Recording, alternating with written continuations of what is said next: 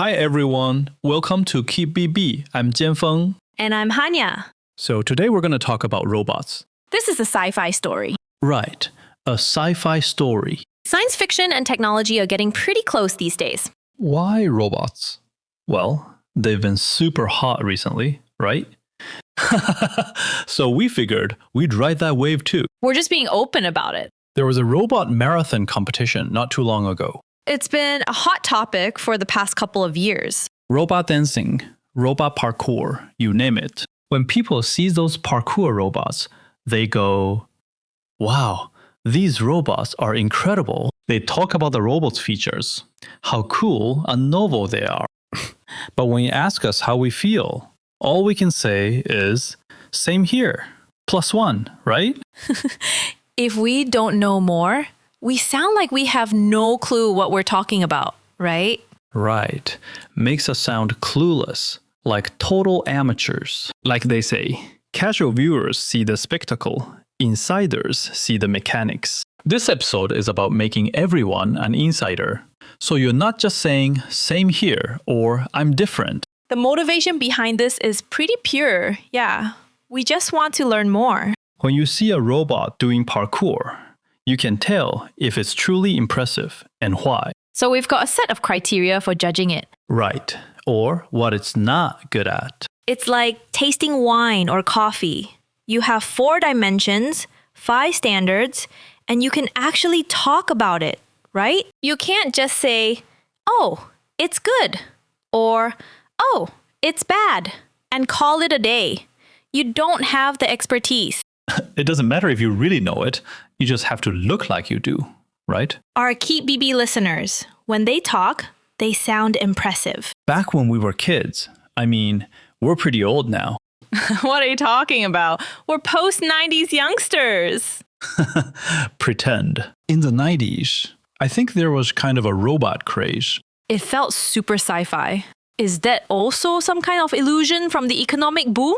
That mania? Right. So first, the boom, and then the idea of an information society. I remember a slogan on the wall that said, like, the 21st century is the era of informatization and automation. People back then were really looking forward to informatization and automation. We thought modernization was all about automation and informatization. And back then, there were so many movies and cartoons about robots. Doraemon! Doraemon, you totally give yourself away. Don't you think that sci-fi, futuristic feeling back then was just natural? Exactly. When you imagine a beautiful future world, that was really the only development path you could think of. Right, like Astro Boy, Robotech, Transformers. Yeah, it really is. Right. And the movie RoboCop. I've always loved reading sci-fi and watching sci-fi movies, ever since I was a kid. Someone who seems real, but is a robot. So mind-blowing. The Terminator, right? Like a robot butler, you know?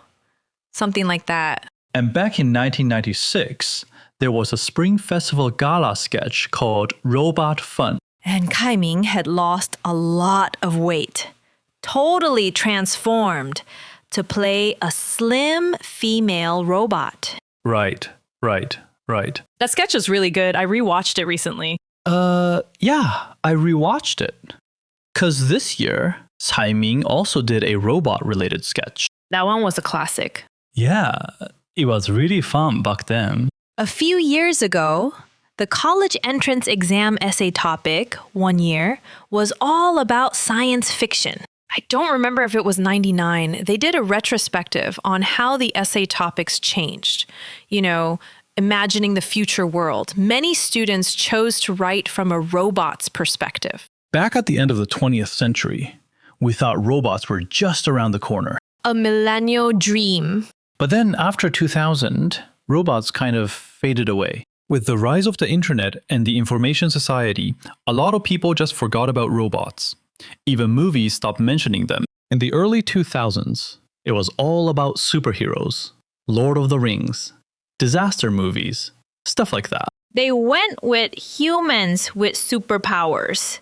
not robots as the main characters. Right. But in recent years, robots are making a comeback. Honestly, I felt like things were already speeding up a few years ago. History repeats itself. So like we said, after 30 years, Cai Ming did another robot-themed skit. Speaking of robots, the word robot itself is interesting. What does it really mean? Right. It's not originally an English word, is it? No, it's not a native English word.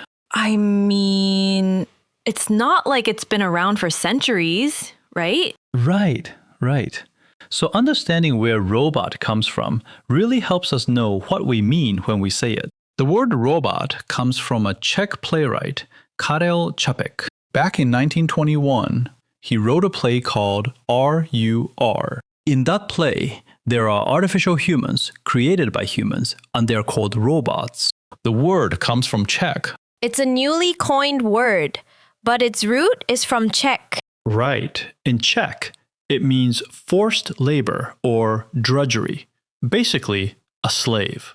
So the play is about humans creating robots to work for them. And that was the early 20th century, around the Russian Revolution, a time of intense labor movements. Then the word spread to factory workers on assembly lines. They got called robots too.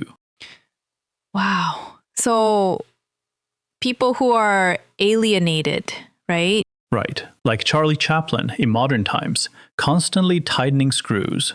That's your typical robot. So the word entered America, and people naturally associated it with those workers. So from the beginning, robot implies a created agent. An agent senses the environment through sensors and changes it through actuators. That's what makes robots different from other tools. Robots aren't like regular tools, like wrenches or pliers. Like a conveyor belt, right? Or an elevator. Exactly. A robot implies it can work on its own. And we probably imagine it looking kind of human, right? Right. With limbs and a head, that kind of thing. So it's not just a pure tool. It's basically a machine that does the heavy lifting for humans. Yeah, with some resemblance to humans. Like the Terminator, Blade Runner, RoboCop. Those robots all trace back to the concept from RUR. So that term's only been around for about 100 years. Yeah, 100 years. 105 years. Our show is about people or companies. We talk about everything. So in this episode, we want to talk about a company that a lot of people make fun of, saying they've basically disappeared. Boston Dynamics. They haven't disappeared, right? Actually, no. I mean, they're just not as hyped as some other companies. They're keeping a low profile. There are like a ton of robotics companies now. Like Tesla's working on Optimus, and there's this other US robotics figure. So why are we talking about Boston Dynamics? Because they've been around the longest, right through the whole history of robotics. If you think about cars, the Boston Dynamics robots are like the Ferraris of the robot world. Can you really make that comparison? Price-wise, yeah, they're insanely expensive. Their latest Atlas robot costs somewhere between 800 grand and $1 million a unit. So it's a collector's item, right? Like a piece of art. Pretty much a luxury item. Come on. Everyone's seen those videos of Boston Dynamics robots just hopping around, right? Yeah, bouncing and hopping. If you ask me if I really know them, I don't. They never got so popular that everyone, had to go learn about them. It just never reached that level. You know, people don't usually say, I want to learn about Elon Musk or some company's history. That's rare. Right, because he's not that commercially successful. Classic case of a company great at R&D but bad at business. So it's kind of a cautionary tale, right? In this episode, we're not really focusing on their business side. We're using Boston Dynamics to talk about the whole development of embodied AI robotics. It's about how they went from a super primitive robot, like a single-celled organism, a pill bug, to what we see now, dancing and carrying things, screwing in screws, even selling popcorn at restaurants. Robots like that, huh? Yeah, that restaurant of Musk's, his Optimus is selling popcorn there. So if a robot serves me, do I have to tip it? Probably not. I saw a video where a guy said the robot gave him too little popcorn, so he asked for more. Like, scoop some more into the box. And the Optimus actually did it. That's so human-like, huh? So, to talk about Boston Dynamics, we've got to start with its founder, Mark Raybert.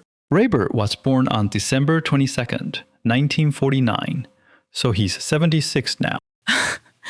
Wait, so he's the same age as the People's Republic? He's an old man now. He seems like a really interesting and fun person. Yeah. Every time he does an interview or appears at an event, he's wearing a Hawaiian shirt. You know, the colorful, flowery kind. Very consistent style. Right. Raybert says he's always loved making things with his hands since he was a kid. And he thinks he probably got that from his dad, because his dad was really into machinery and engineering. Apparently, his childhood dream was to become an aerospace engineer, designing and building aircraft, that kind of stuff. But his grandmother, his dad's mom, didn't really approve of his choice. He said his grandmother was from the countryside, and she always thought an engineer was basically the same as the mechanics back home, just a different kind of repairman. So she thought they were basically the same kind of job? Yeah, essentially the same. Kind of. The working conditions were terrible. You'd be covered in grease and grime, hard to get clean. And back in the countryside, they were called grease monkeys, seen as a pretty undignified dead-end job. So under his grandmother's influence, his dad became an accountant. Stable, respectable. And then, so tinkering with machines and electronics just became a hobby. When he was a kid, their basement was full of tools. Equipment, screws, machinery, electronic components, all that stuff. His dad would tinker down there in his free time, and he'd sometimes join him and play around. So later, Raybert went to Northeastern for electrical engineering. Why'd he pick Northeastern? He said Northeastern had a co-op program where students had alternate between class and working at a company. Mm-hmm. So it's not just, book learning. Right. That really suited Raybert. He said, I'm a hands-on person. I can't sit around doing theoretical research. I just can't sit still. If I'm just taking classes and not doing anything, I can't stand it. While at Northeastern, he interned at IBM. He also took some psych classes and did research on human behavior and control. Hearing that, you start to see the pattern. Right, so the psych department there wasn't just counseling. It was more like neuroscience and stuff. Right. It leaned more toward medicine and that kind of thing. Yeah, like brain science. Mm-hmm. He graduated in 1973, then went to MIT for grad school. He was in the Department of Brain and Cognitive Sciences, doing neurophysiology research. Mm-hmm. So it's about how neurons work and all that. That's the connectionist school of AI. But Raybert wasn't interested in studying neurons, the brain, or any of that stuff, because he thought, what I want to know is how the whole nervous system controls human behavior.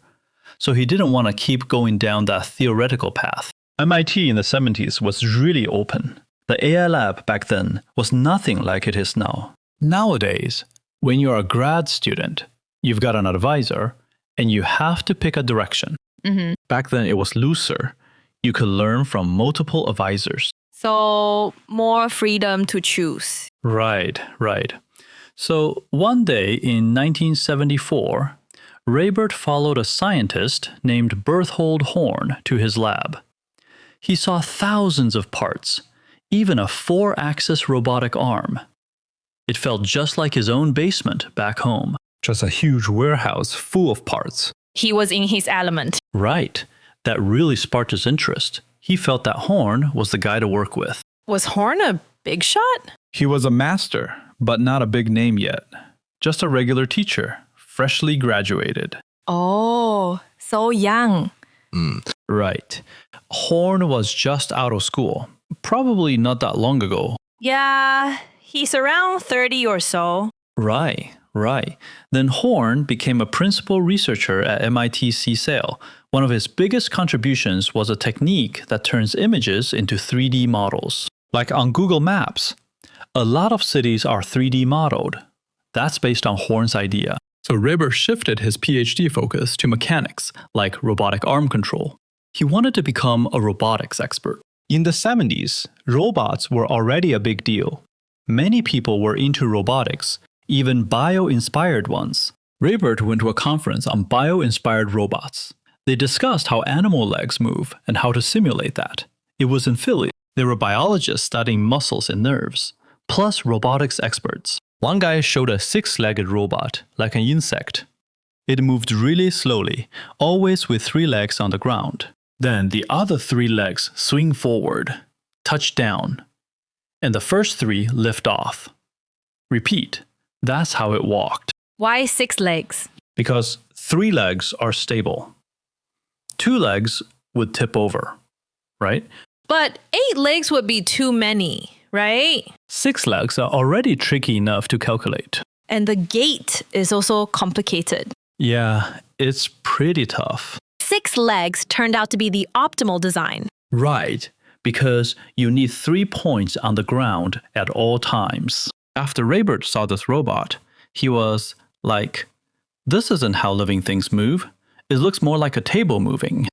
Exactly, right? How does an inanimate object move? Right. Just shuffling slowly. Every time it moved, it had to get to a stable state first. First, I stabilize. Then I swing the other leg over. Then that leg steps forward. Its cycle is stabilize, then move, then stabilize, then move again. That's not how living things do it. We're used to walking. Let's think about how we actually do it. Humans don't walk by taking 1 step, checking if it's safe, then taking the next. That's way too slow. Walking 50 meters would take half an hour. The point is, we walk continuously. And besides looking rigid, the biggest problem is it's extremely inefficient. Reber's intuition back then was all about energy. That kind of movement has to restart every time you take a step. Every step's energy is completely used up. None of it carries over. If you slow it down, it's just a bunch of independent movements. Right. Move. Stop. Then move the other leg. Exactly. It's not fluid, right? But that's not how animals move. Their movements are super energy efficient. The way animals move, the energy from each step gets passed on to the next one. When you run, your leg bends when it hits the ground, and the energy gets recycled back into your muscles. And then I spring forward. Right, you spring forward. It's true. Even when we walk, it's not that weird stop and go step-by-step motion. Like popping, right? When we lift one leg, the other one's already getting ready for the next spring. Right. The most intuitive example is a rabbit. When it runs, it's all about bouncing. It leaps far in a single bound. Its tendons are like rubber bands. They tighten when the leg pulls in and then spring out. It's basically energy recovery and release. Like a bow, when a rabbit lands, it stores energy for the next jump. So when we do the high jump, we squat first, then jump. Animals don't restart from scratch with every step. So 6-legged robots must be pretty clumsy, right? Exactly. It's clumsy, step by step, just stomping on the ground. Real animal walking doesn't pay the full energy cost each step. It recycles and reuses. Muscles don't supply all the energy. They just top it up. That's why it's so hard to lose weight by running. Our bodies are too efficient. When we run, each step only replenishes the energy we lost. Like, running for 30 minutes doesn't burn as much as you think. Humans are built for running anyway. Right. Like slow, long-distance running, marathon style. Right. With each step, we think, I run so far. I must have burned a ton of energy, right? Actually, no, because our energy efficiency is really high. No wonder some exercises are like, they make you pause, stop, and do it in rounds. Kind of like anaerobic exercise. Right. Like weightlifting and stuff. Yeah. It's like every time I run out of strength, I start the next round from 0. Exactly. So it burns energy more thoroughly? Yeah. That's super energy intensive. I get that. Why do some exercises claim 20 minutes is like 30 to 40 minutes of running? I was like, how can it be that different? Right. Running is like a rubber ball, right? You drop it. It bounces a few times. Right. Got it. Then when you dribble a ball, the second bounce feels effortless. Just a little push and it bounces high again. Yeah, got the raise. So for quick weight loss, you can't just rely on running. Right. Like dancing like a robot, huh? You need some anaerobic exercise. I keep saying our show covers everything. Now we're talking about weight loss. Through this mechanical movement, we can learn how to lose weight. In other words, how to be more energy consuming, right? But back then, Leibote's ideas were all just in his head. He just thought that creatures wouldn't be so stupid as to waste hard-earned energy every time. There must be a very energy-efficient way of moving that fits evolution. Those energy-wasting creatures would have been eliminated by nature long ago. And energy means a lot of resources, right? Whether it's real humans, real animals, or your robotic arm, you need that whole biomimetic effect across the board. Right. So Raybert, he made that sharp observation, but he didn't just jump straight into building a walking robot, right? Like, he could have gone for a hexapod, something even better. You know? Back then, pretty much everyone in robotics was trying to figure out walking. Like you said earlier, why not 8 legs? It was all about the mechanics of walking. If you could get a few legs to coordinate, that was considered good enough. That was enough to get a paper published. So 4 legs were tough to stabilize, and 2 legs? Unthinkable. Yeah, we didn't even think about it. 6 legs seemed like the smartest, most efficient, most logical way to go. Right. So the mainstream was all about multi-limb coordination. I mean, there's an element of luck in academia too. You pick a direction, publish a paper about how advanced and impressive it is. 30 legs. And they don't even trip over each other. But then the field evolved. And suddenly, 2 legs worked.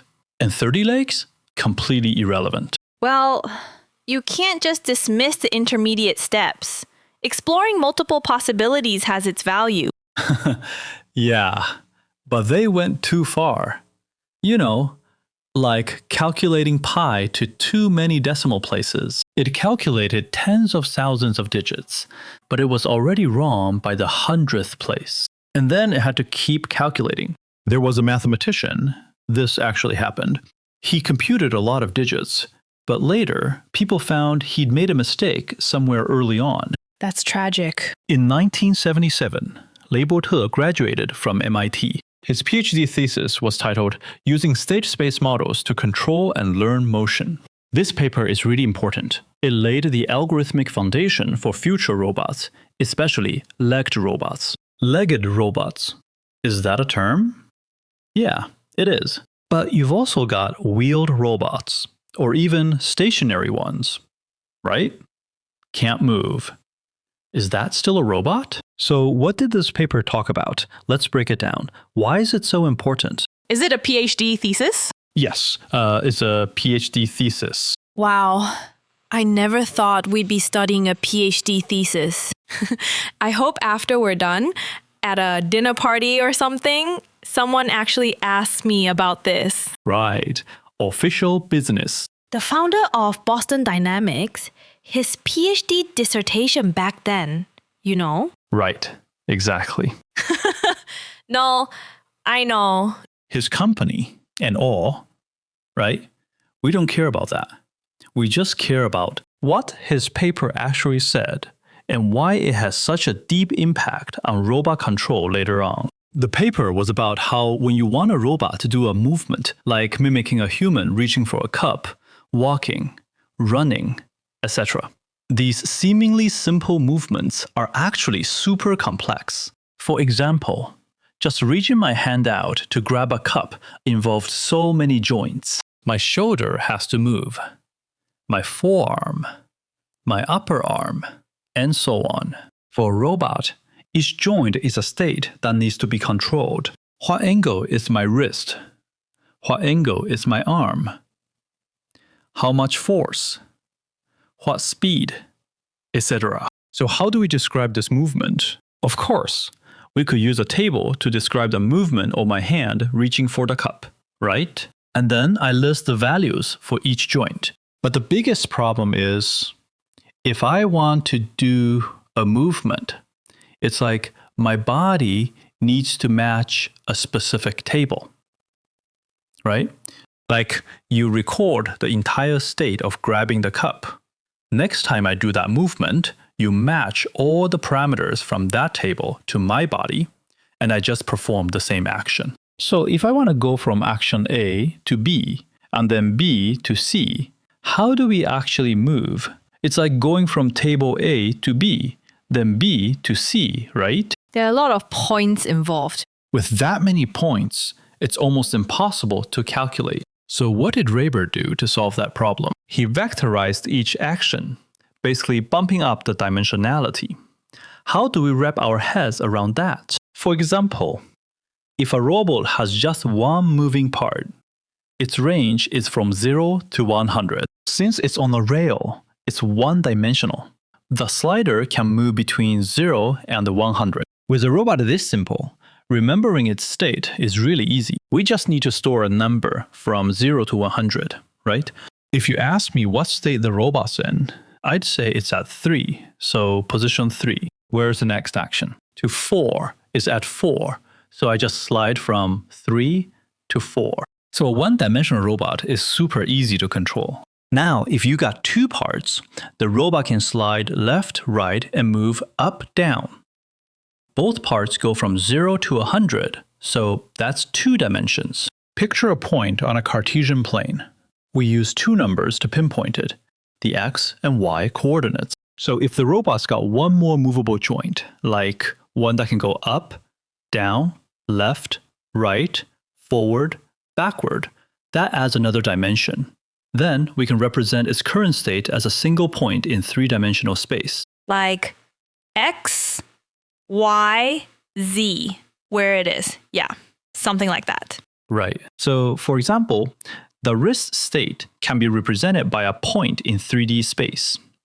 That point describes its current configuration. Following that logic, if the robot has lots and lots of movable parts, we can always find a point in a high-dimensional space that represents its overall state. Even if the robot has 100 degrees of freedom, we can find a point in a 100-dimensional space that exactly matches its current pose. Once we abstract the robot's actions into points in a multi-dimensional space, we can calculate the trajectory from action A to action B. So the paper's mainly about how to label and later make it move some kind of... A computational method. Like a coefficient you can refer to. So before we control the robot, we need to be able to describe its movements. Can't we just use natural language? I need the robot's left hand to lift up. Lift up a bit. Right. And then lift it up a little more. Reach forward a little. Right. That's really bad. So I need to accurately describe the robot's current state. Like if we wanted to drink water, it's got hands, arms, and eyes. For the mouth dimension, when the cup goes into the mouth, we can mark it as hand equals to 10, arm equals to 12, mouth equals to 15, and so on. Those kinds of parameters. That way, we can use a data vector to describe the robot's drinking state. The key thing is that Raber wants the computer to compute transformations between different vectors. So the robot's drinking state we just mentioned becomes a point in that space we defined. After you drink, You put the cup back on the table. The hand's position changes. The mouth's position changes. All that. It becomes the point in space we define. Like the drinking point is A, and the cup on the table is point B. The next step is to figure out how to move point A to B properly. Once that's calculated, the robot has basically done the motion, taking the cup from its mouth and placing it on the table. So Raber's paper basically turned the problem of robot motion into a general machinery problem. In other words, using math, you can compute robot motion at a logical level. It became a scientific problem. Computable, verifiable, correctable. So this paper laid the foundation for robot control. Then, in 1977, after graduation, Raber went to NASA. He joined NASA's Jet Propulsion Laboratory, or JPL for short. His main research was on motion control. How humans control muscles. How the brain coordinates movement. Things like that. So it leaned more towards neuroscience and control theory. So his expertise was a good fit. Basically, at NASA, he worked on how a system moves and controls itself in unstable situations. Because NASA studies sending probes or rovers to the moon or Mars. The environment's different from Earth's. You can't build a road on Mars first and then drop the rover on it, right? So the rover's got to adapt to Mars's surface, which is bumpy and all that. So that's the kind of stuff NASA studies. While at NASA, he met this big shot, the famous computer graphics scientist Ivan Sutherland. This guy is seriously impressive. Sutherland's known as a father of computer graphics. We haven't talked about him before. No, we haven't. Too many legends. Sorry about that. Just a quick intro today. How impressive is he? What does father of something even mean? Like, the Godfather? NVIDIA posted on Twitter and Facebook wishing him a happy birthday. Because without him, there'd be no graphics cards. And probably no Jensen Huang's business. The Godfather. Like how a barber would worship Guan Yu, you know? They live a hot life. Yeah, computer science is fun like that. A lot of founders. Past masters and young prodigies, all alive in the same world. Exactly. No need for a statue. You can just go meet them in person. Like a religious leader, right? Right. His big achievement was his 1963 PhD thesis, where he let users draw curves on a screen with a light pen. That was 1963. By the time Raber went to NASA, Sutherland was already a big deal. He was a computer science professor at Caltech and a consultant at NASA. Sutherland really liked Raber, so he encouraged him to start his own projects instead of just being someone else's employee, you know? He could pursue his own ideas. See? That's the big shot mindset. Right. And they had the money, project funding. That's real insider support, isn't it? Yeah. Sutherland was a chaired professor. China has those too, though maybe a bit different. The most famous one is the Lucasian chair at Cambridge. Newton and Hawking both held it, right? So it's like being a VIP professor at the school. They call it a Lucas professor because the Lucas Fund uses part of its returns to pay for that position. The school doesn't chip in. So the fund just gives you the money directly, plain and simple. Right. The money's just there. Right. And they don't care what you research? Nope. You've got your own research vision and goals. Just go do it. Exactly. Isn't that great? Isn't that what academic freedom is? The key is that the money is unrestricted, right? So being an endowed chair professor is a pretty big deal. That means you got a lot more freedom to operate. Right. So on top of your university salary, you also get money from the foundation, and you can use it however you want. So Sutherland encouraged Leibote, also because he could personally fund him. So Raber pitched 3 ideas to Sutherland. I've got 3 ideas, he said. Let me know what you think. Raber said 2 of them were just fillers, pretty boring. Only one was the one he actually wanted to do. That's clever. Give the boss options, right? Here's a reason to fund me. The big guy looked at them and said, "This one's good." Smart choice. So what was the one Raber really wanted to do? A one-legged hopping robot, kind of like that kid's game. You know, You hop on it, bounce, bounce, bounce. Yeah, one-legged hopping. Right. A spring, an iron rod, some other stuff. So this one-legged hopping robot, well, not really a robot, more like a device. The idea came from what we were just talking about. Raybert saw those clunky hexapods and thought, he said, I want to design a robot that can store, release, recover, and release energy again in a repeating motion. Not a moving table. So it jumps once, keeps some kinetic energy, then can jump again right away. Because of the spring. Sutherland loved the idea and decided to fund it. He gave Raybert $3,000. $3,078 was still a decent sum. Back then, people were earning tens of dollars a week. Tens of dollars. Yeah, really. There's a TV show set in the 70s. Back then, earning tens of dollars a week was considered pretty good. $3,000 was a lot, right? Lots of them. Right. It's not like we expected any business return. Nope. Just giving it to you, sponsoring you. Just sponsored it. It's not like I can keep the money anyway, right? I think it's like another form of venture capital. Right. If you make it big, we'll be co-authors, right? Yeah. They actually did co-author papers together. Exactly. It's like academic venture capital. Right. Raybert used that money to build a simple prototype in his workshop, the one with the spring-loaded frame we talked about. So that frame couldn't actually work, but it was good for demonstration. Pretty impressive. Way better than just a demo PPT. I've got some food here. Right. A physical thing.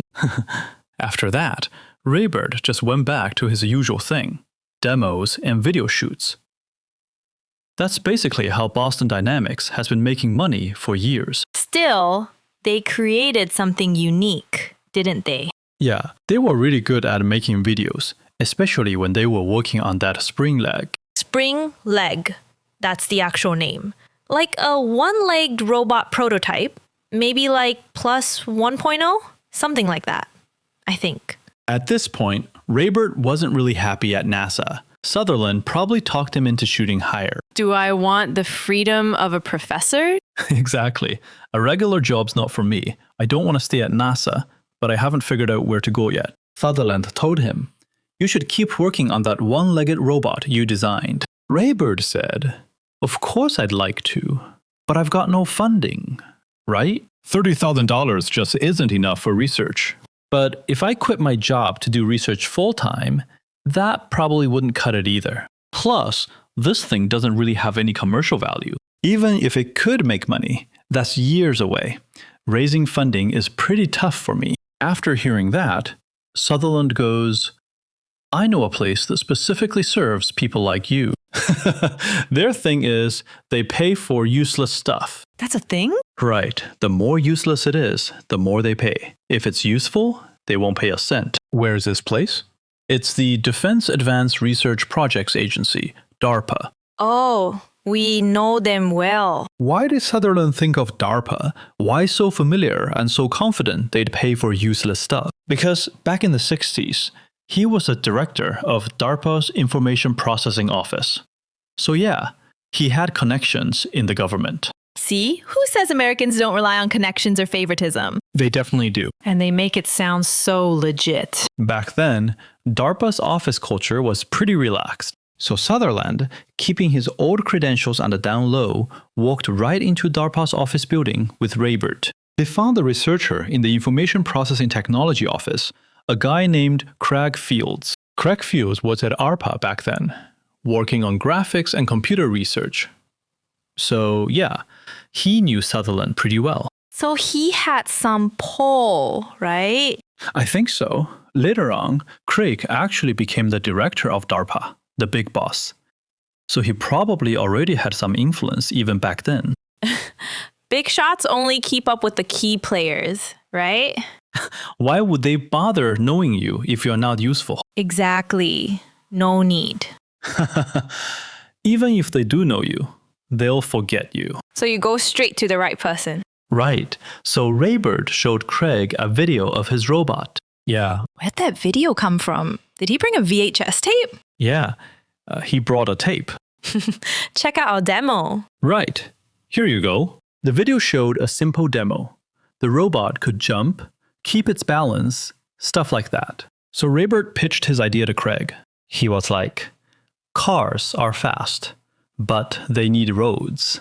No roads, no good. Legs are different. They can go upstairs, over rocks, places cars just can't go. And sure, it's just one leg for now, but we can scale it up to 4. Then it can carry loads, right? Really useful for the military. No human casualties, right? I mean, it's a robot. Right. And it's easier to maintain, Just need some power. Exactly. With horses or mules, you'd have to carry feed and stuff, right? It was still the Cold War. I think this was exactly what the military wanted.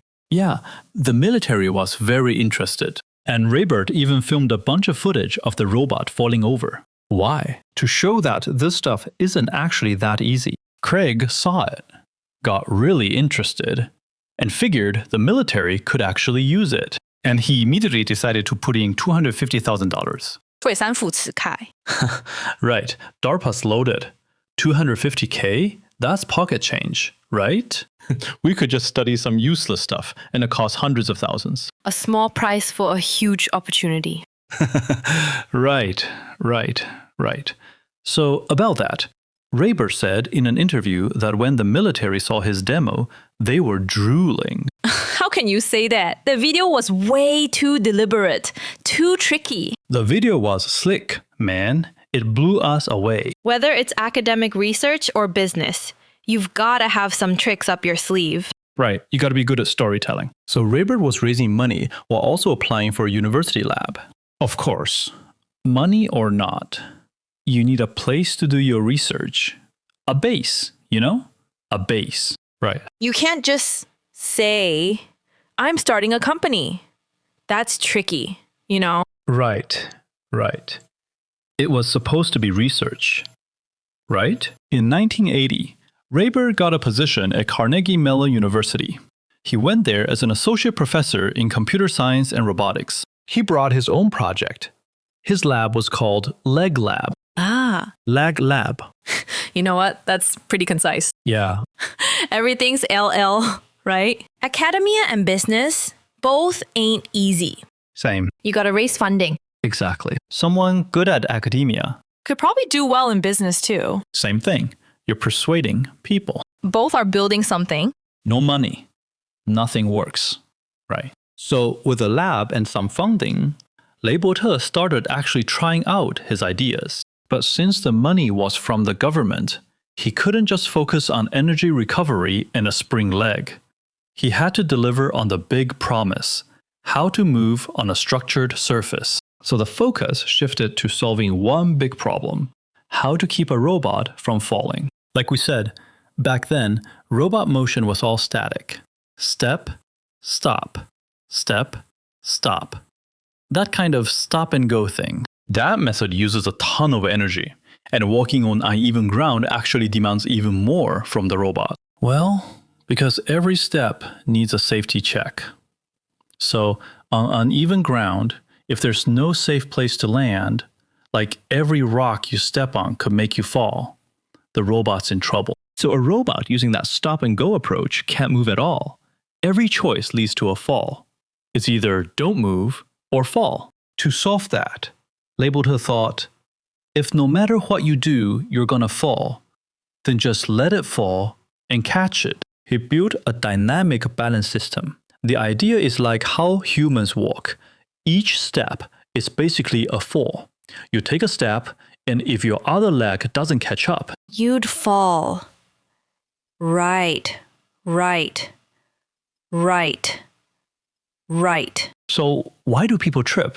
Like, if there's a rope or a stick I didn't see? Normally, we take a step and the other foot follows right away. Right, so humans are basically throwing themselves into a controlled fall, catching themselves, then falling forward again, and catching again.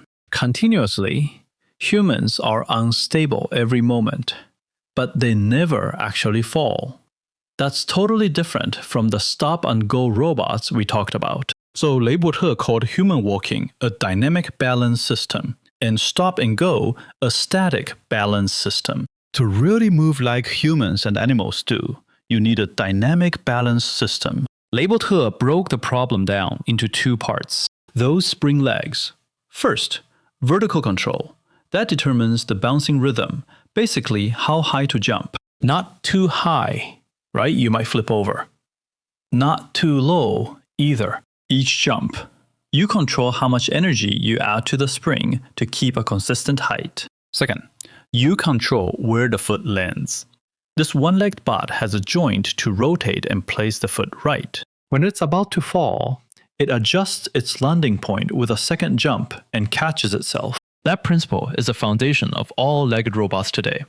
How they run? It's all the same idea. They look smooth, even when they're running marathons. Same principle. They're not static. If they stop, they fall. But if they keep moving, they don't fall. Like riding a bike. True. Ride slow, stand still, you'll fall for sure. Right. Pedal fast and it stays steady. Riding a bike is actively putting yourself in an unstable state. Sounds like a paradox, but when you think about it, it kind of makes sense. Right. In an unstable environment, constantly adjusting yourself is actually a really stable thing. Right. A constant sense of stability. Right. So fast forward to 1982. Raybird's team built the first experimental robot. And this one was way better than the spring leg. It could actually move. At least they worked on it for 2 or 3 years. Right. It was called the planar one-legged hopping robot. So this thing could only move in a two-dimensional space. The robot was attached to a pole, and that link acted like the radius of a circle. And then it could swing around that radius. The other end of the link was fixed. And this end was connected to the robot, so it moved in a circle. So the robot didn't have to worry about falling sideways because it was attached to that pole. But could it tip forward or backward? It could tip forward or backward. And it could also go up and down. So essentially, this robot was moving on a plane. It was two-dimensional. It's like when we play video games. Mario, Contra, right? Forward, backward, up, down, all on a flat plane. Right. On a flat plane. Within a limited range? Yeah. Yeah. Within a limited range. So this robot needs to do 4 things. First, jump in place without falling. Second, jump forward and backward. Third, handle disruptions. Like if it's pushed mid-jump, it still lands without falling and quickly regains its balance. Fourth, handle obstacles. Jump over them. Like a little rock, right? Right, you tell it to jump over a big box. It can control its jump height and stuff. Is the jumping active or passive? Does it use vision to see what's there? No. A human controls it. Okay. Right. That's tough enough. You tell it there's a rock to jump over or to jump harder. Getting it to actually do that. Tough. Right. Can't be too harsh. For its time, that was pretty impressive. Yeah, even the rock is tough these days. Seriously, if you watch those robot marathons, dropping a rock, you'll be paying fines. In the marathon, a bunch of them collapsed and got dragged off. Power issues? Or component failures? Yeah, could be anything. Parts fail, battery dies, something along those lines. Must be heavy to drag those things. Dead weight. That's expensive. Every fall costs. Every fall costs money, right? Right. So to do all that, you gotta give the robot a brain. It can't just jump randomly.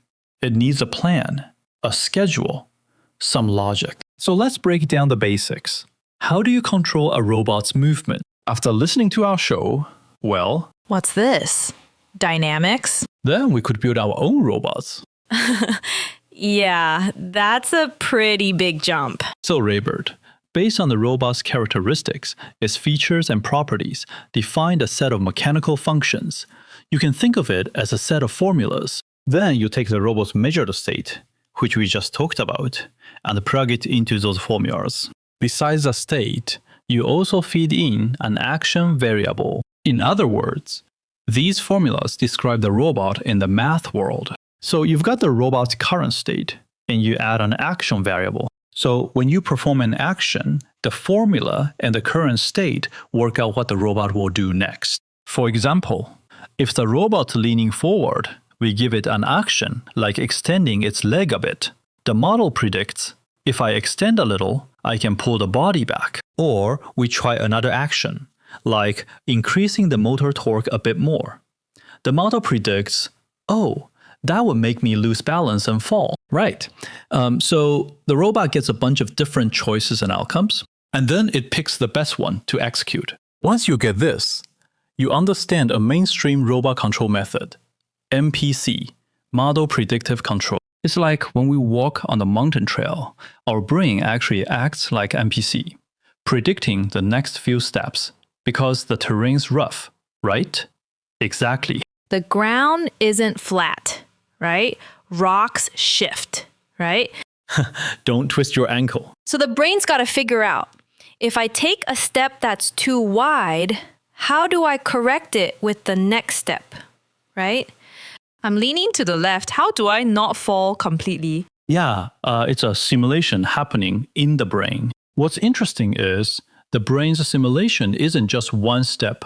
We don't just take it one step at a time. We simulate many steps ahead, predict which steps will get us across this muddy or rocky path, right? Even if I simulate 5 steps, after taking the first step, I simulate 5 more. It's a lot like playing chess or Go. Even though you only move one piece at a time, you don't just calculate that one move. You calculate many moves ahead. Even though the plan for many steps ahead will change, right now, I use that long-term view to figure out the best move for this step. Isn't it the same when hiking?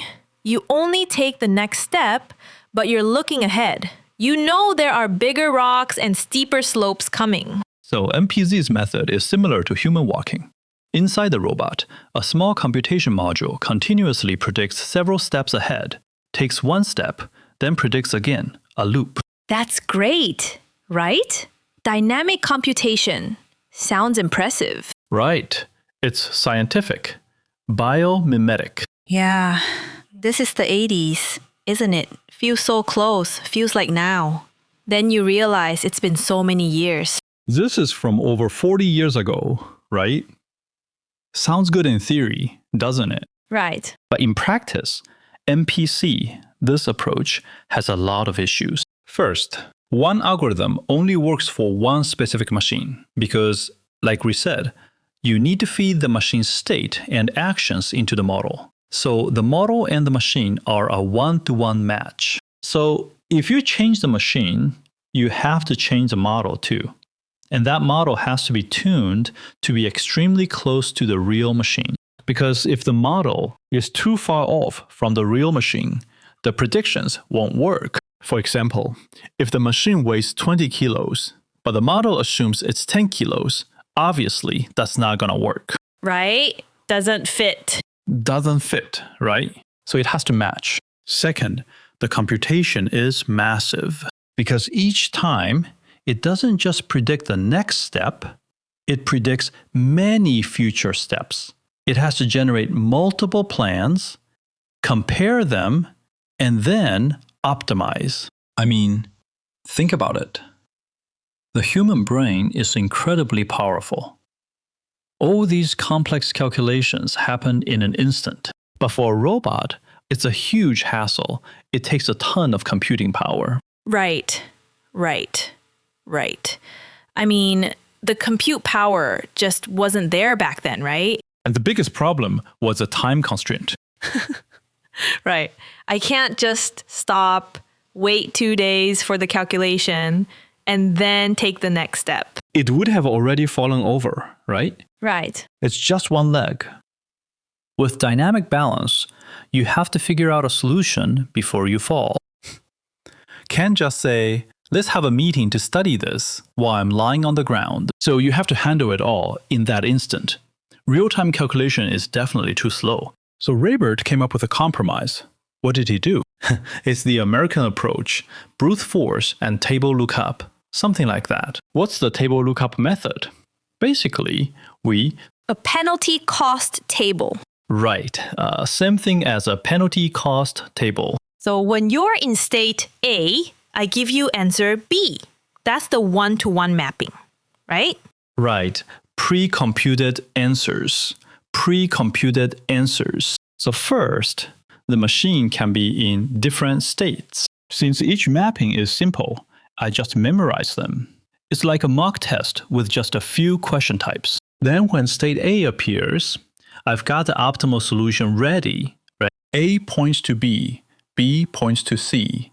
It's like matching couplets. Not really. Thunder rumbles, mist rolls in, land pairs with sky. Once you have that table. A lookup table. Right. It's simple then, isn't it? Just simple. I check my current status. Status is fine. Look up the table. Solution's right there. It reminds me of a pilot checking the manual. Exactly. Just look it up. Troubleshooting checklist. Look up the fault, see how to fix it. Press 3 buttons or something, step by step. So the time for each action is just the time to check the table. That's a bit worrying. To get precise control of this robot, Raybert and his team put together a table with 20,000 entries. A one-legged spring robot that could only move in the plane, and just that took 20,000 table entries. Well, with enough people and money, a lookup table does the trick. Graduate students, right? Remember back in middle school when we had to memorize all those squares? Like, what's 12 times 12? 13 times 13? You see them so often, you might as well just memorize them instead of calculating every time. You'd never keep up. Right. You had to memorize them. And even now, when we add numbers, we're basically recalling from memory. It's still memorization. Once you've memorized enough, it becomes like, mental muscle memory. Exactly. You're not calculating. But does that actually work though? Absolutely. Because it's simple enough. And that's how it was for a long time. So he's talking about a one-legged hopping robot. It had a computer that was controlling it, right? Yeah, that's how it worked. At least it proves that approach can work, right? And what's interesting is that this was back in 1982, the same time Geoffrey Hinton was doing his AI research at Carnegie Mellon. Right. And at school, what was it called again? The connectionism.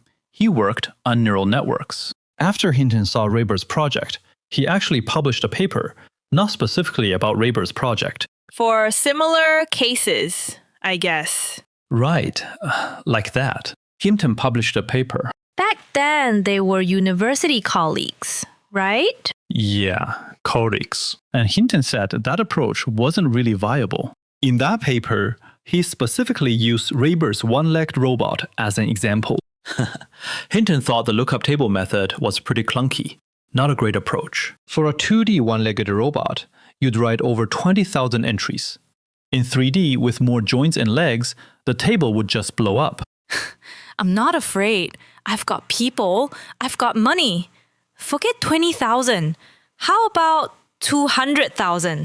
I'd write it for 20 million too. But if it's exponential, it's not 20 million. It could be...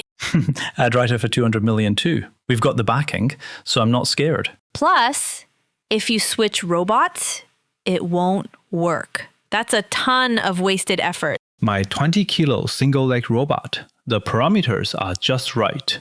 If it gets lighter or heavier, it's off. You know? Right.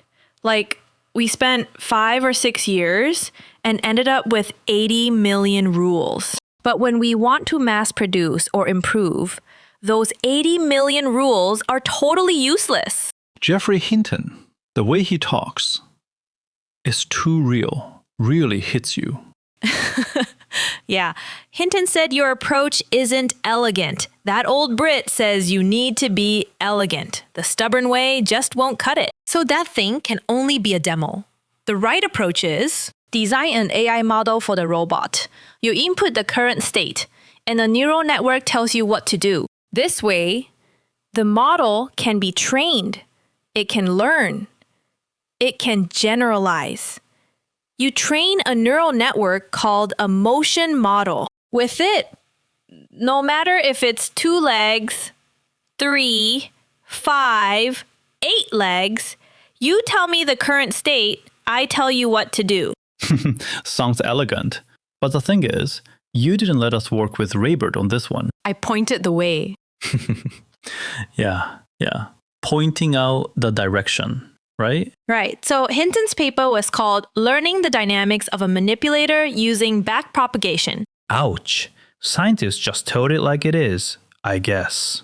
Right. So Raybird found out about that, and apparently he had some conversations with Hinton. Professor Hinton, your idea is not bad, but I'm not a pure scientist. My reasoning?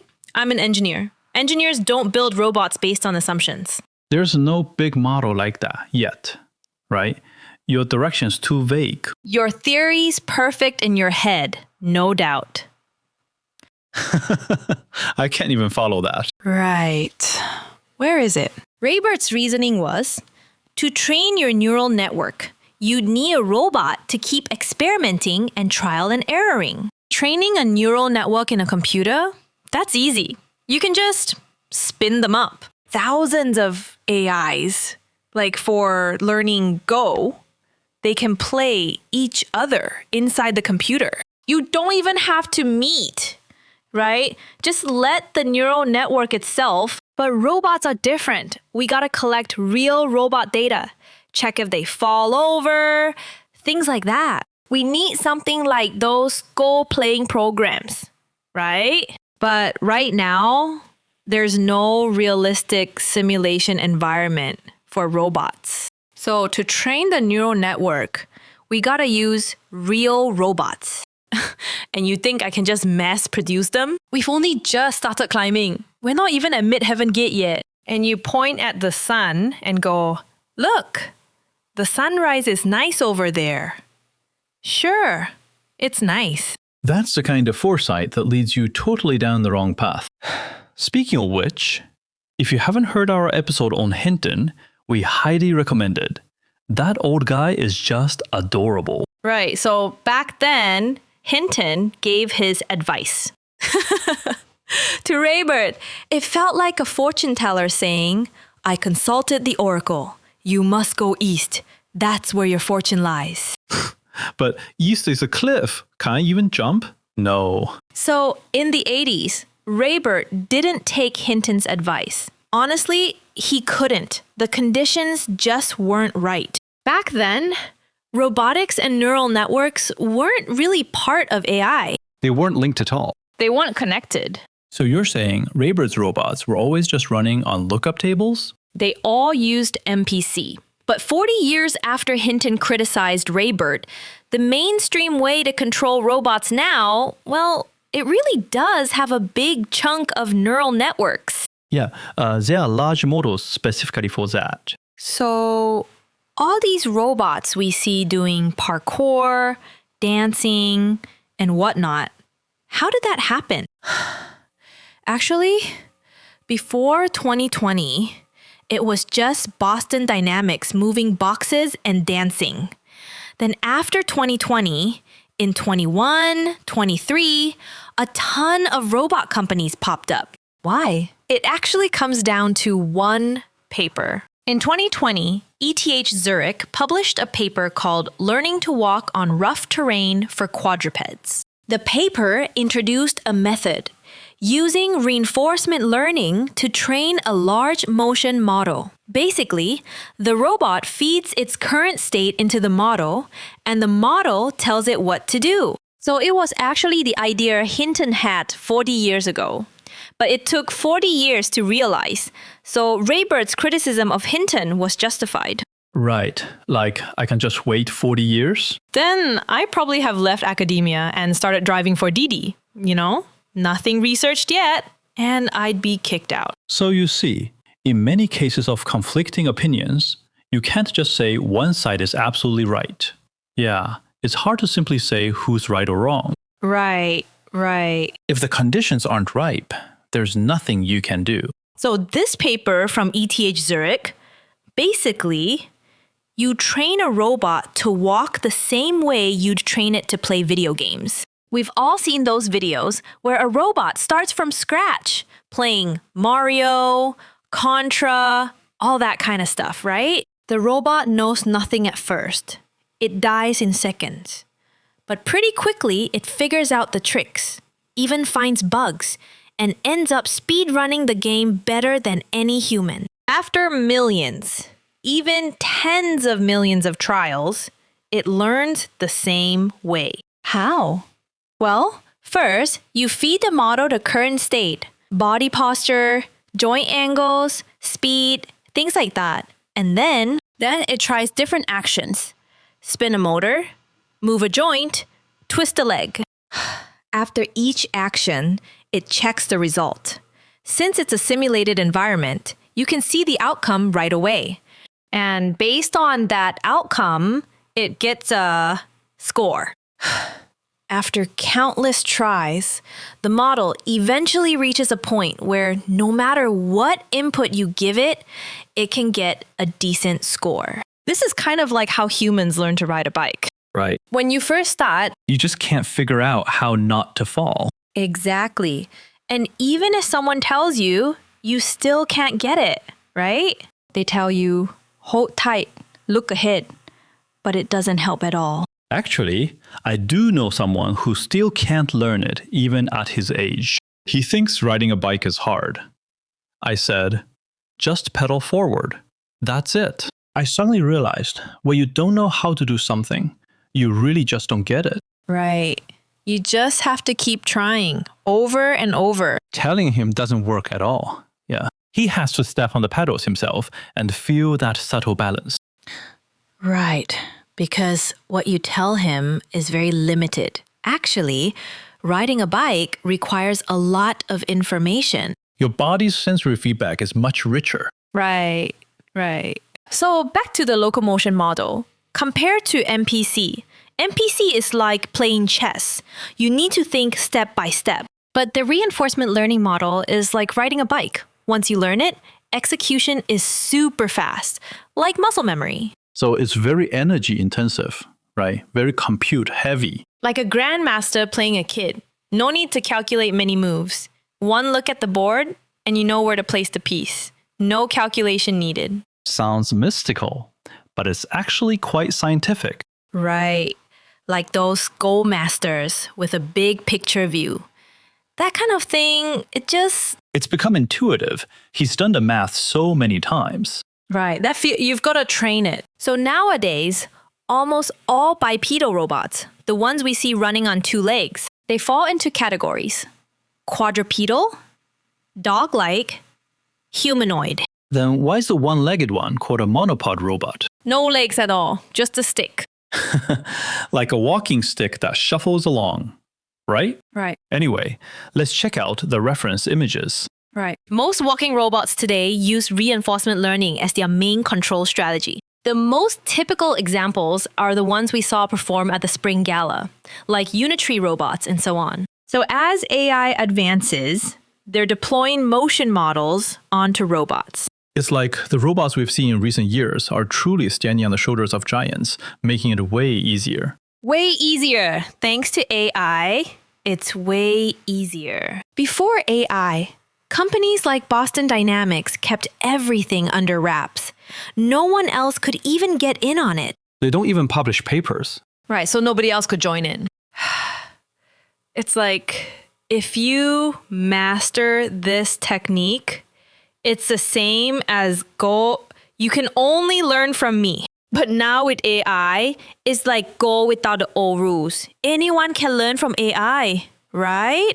Back then, if you wanted to play against a ranked player, you'd pay them a lot just for one round, right? I won't give you the chance to train. But now it's different. You can just grab any computer. Now it's all about humans learning from AI. The way AI plays Go, it doesn't follow standard moves, right? Feels like there's no pattern. You just have to learn their chaotic style and see what it's like. So that brings up another issue. Using large models and machine learning for robot locomotion creates a black box problem. It's hard to guarantee it won't make mistakes in every edge case. Our robot might not fall down in over 100 different environments. But you can't guarantee it won't fall in that 101st environment. Because this model's rules are just unexplainable. So some people argue that just using large models to control robot motion is unreliable. The scariest kind of unreliability isn't that it fails every single time. It's that Most of the time, it actually works. right. But then suddenly it fails, and that's the worst. You just don't know why. So now robots are combining large models with MPC. The large model handles things like gate-style control and learned reactions on complex terrain. MPC handles optimization control, like precise control or safety strategies. When it reaches a certain point, a hard-coded rule kicks in, like immediately shutting down. It's like flying a plane. I mean, the plane has autopilot, but you still need a pilot. You kind of need that assistance. To explain robot motion, let's go way back to the 80s, the ancient era. Raber and his team used MPC and lookup tables to get robots working quickly. They took the robot from 2D to 3D, so it didn't need a stick to balance anymore. We've made some progress on the project. Right, like a big spinning top or a giant jellyfish. A giant jellyfish with one leg. Yeah. With one tentacle. Yeah, there's this big semicircular iron dome. And at the bottom, there's one leg.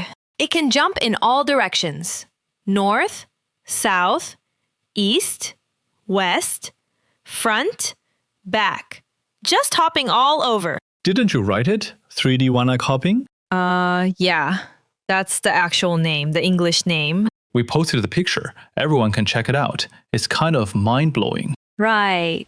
And this robot is actually simpler than the previous generation. Raybert, they discovered a new principle. If you just want to keep a robot from falling, you don't really need something you'd call a brain, unless you wanted to do something more complex.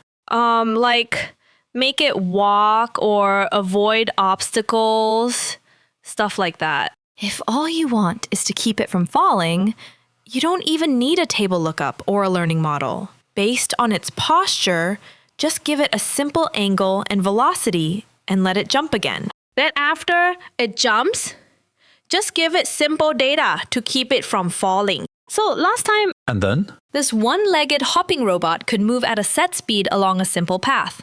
Even when pushed, it could keep its balance, moving at about 2 meters per second. What do you mean by disturbed? Like, if I push it, it won't fall over? Right. A gentle push, and it stays upright. When Raybert's robot succeeded, it was a big deal back then, even though it looks simple now. It was groundbreaking at the time, right? Yeah, very impressive. Right. And soon after, people from MIT's AI lab noticed him. He's at CMU now, right? Right. Rayber's robot fit into a new trend in robotics. What trend? Well, back then, a new branch of intelligent robotics emerged.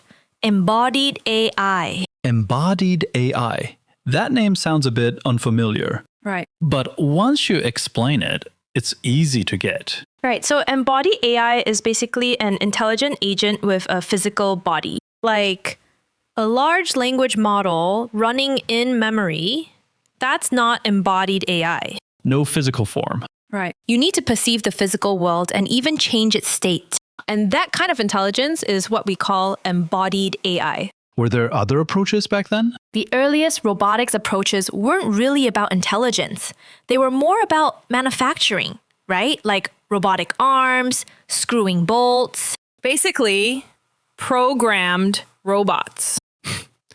Cooking robots, 煎饼 robots. Machine tools were one direction. Right. It doesn't really have any intelligence. Like that electronic embroidery stuff. Right. So those seemingly intelligent moves are actually just pre-programmed human intelligence, right? We humans figure out how to solve the problem. Then we program that solution into the robot. So when the robot runs into the same situation, it just executes the answers we gave it. It's like in the Romance of the Three Kingdoms, right?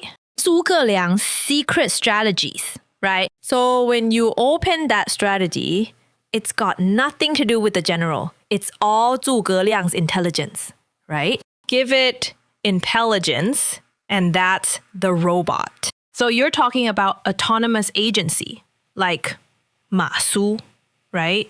That's embodied intelligence. We're going off track. Don't lead us astray. I'm not listening to this myself. Back then, embodied AI felt like this whole new trend. But now, we feel like it's always been this way. It's been around since ancient times, not just something new. And embodied AI actually touches on a philosophical issue.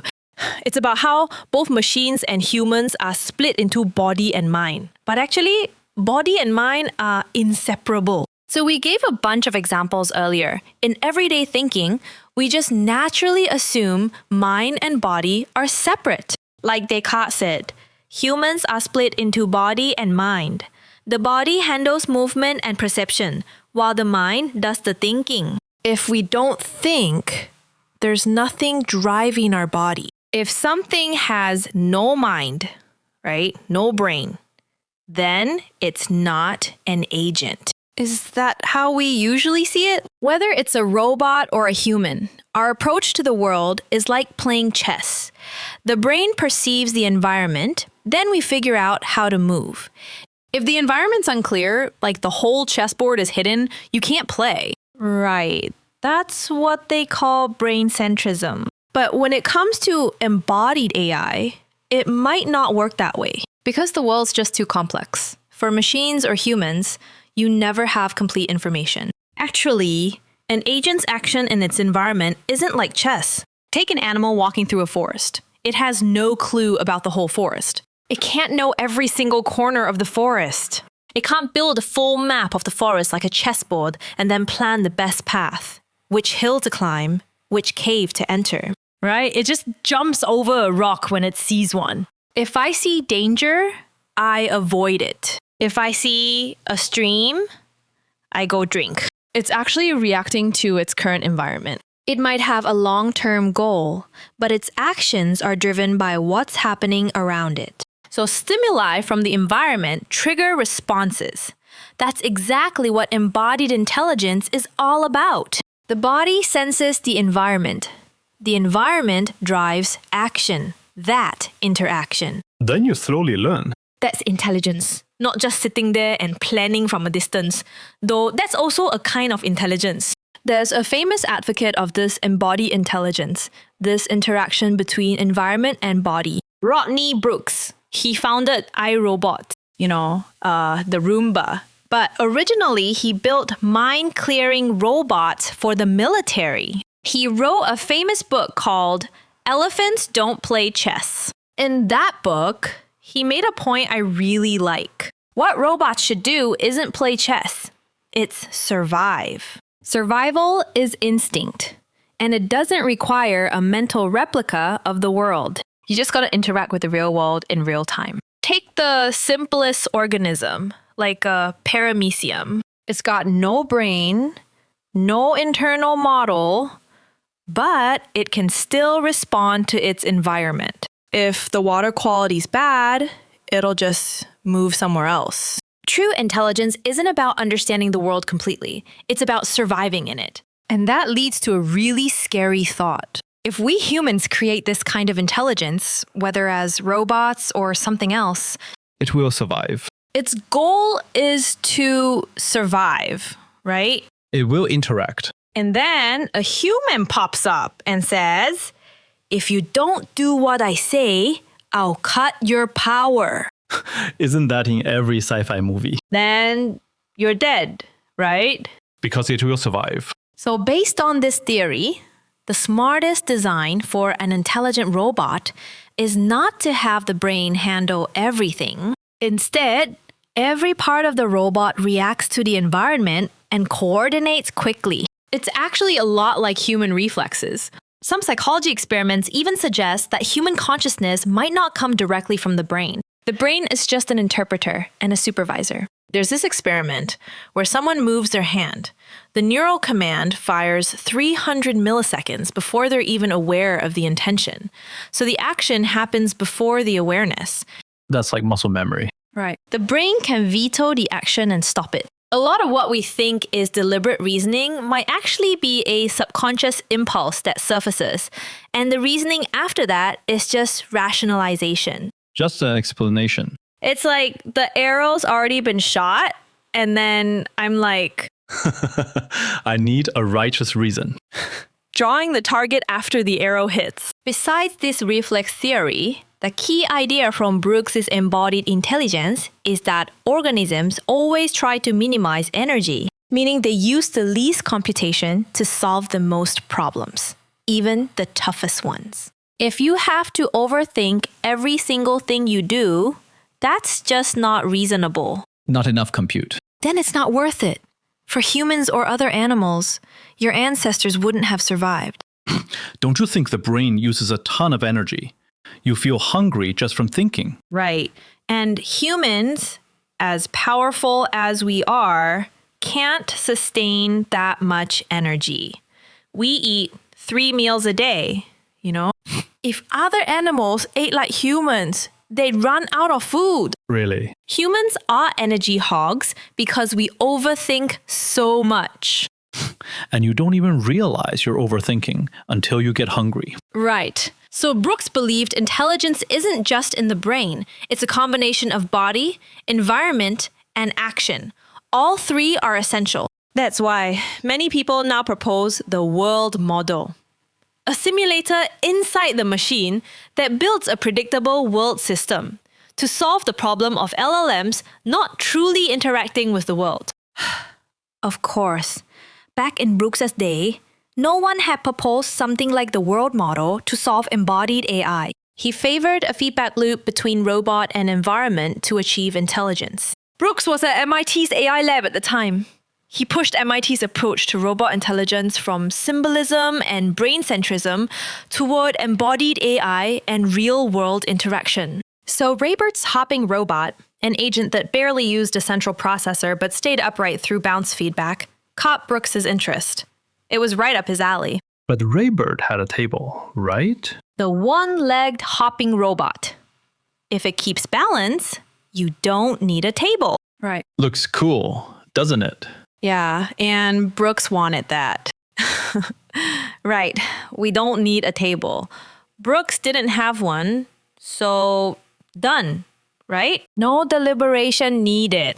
It was right up his alley. So in 1986, MIT invited Raybert's whole leg lab to move to MIT. Raybert accepted, got promoted, and became a professor in MIT's EECS department. He'd been an associate professor before. You gotta move around. Yeah. A tree needs to move to thrive, and so does a person.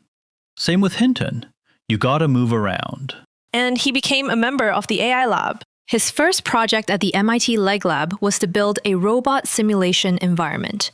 Without a simulation environment, designing a robot is just way too painful. So he built this environment. It's pretty simple, but it can simulate basic robots. So with this environment, he built a quadruped robot. Well, not really a quadruped. 4 legs, 4 sticks, right? Exactly, 4 sticks. I saw a picture. Are they literally 4 rolling pins? So it's like the original spring-loaded leg, but now there's 4 of them. Each step, 2 legs move together. Left front with right back. Right front with left back. That sort of thing. In 1985, Raybert and his team introduced a planar biped robot. We talked about the planar monopod and then the 3D monopod, which was already a hopping machine. Now they added a leg, but went back from 3D to 2D, a planar biped. It had 2 telescoping legs connected to a main body via a pivot joint. 2 legs feels a bit more familiar, like a human walking. Like a flea. The robot looks like a giant flea. This 2-legged hopping robot, way more agile than the 1-legged version. Why? Because when one leg jumps, the other's idle, so it's got more time to prepare for the next jump. More prep time, more margin. Since it alternates legs, it can run faster, about 6 or 7 kilometers per hour, like a human jog. So by 1989, the Leg Lab came out with a robot called the 3D biped. 2 legs, no support. Just like the 1-legged hopper, but with an extra leg. This thing was huge. It could even pull a little cart. Wait, so it's actually useful? Yeah, there's literally a cart being pulled. Like a coal cart or something. Right. And then what? Locomotives, you know. Oh, and this robot was actually in the movie. In 1993, there's a movie called Rising Sun. The plot? A murder in a Japanese corporate building, and someone's investigating. It was meant to show off Japanese tech. Back in the 90s, the Japanese were about to buy up America, right? Oh yeah, they were definitely on a buying spree. Sony, for example. Right. So the feeling between the Japanese and Americans back then was A bit of a sense of crisis, right? they were super rich. Notice how they call them Japanese corporate buildings? Those are buildings Japanese companies bought in the US.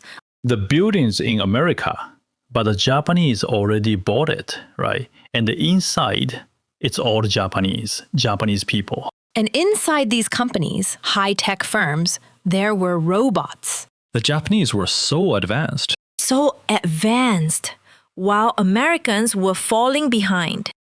So an American goes in, sees this high-tech lobby, and starts bouncing around. Right.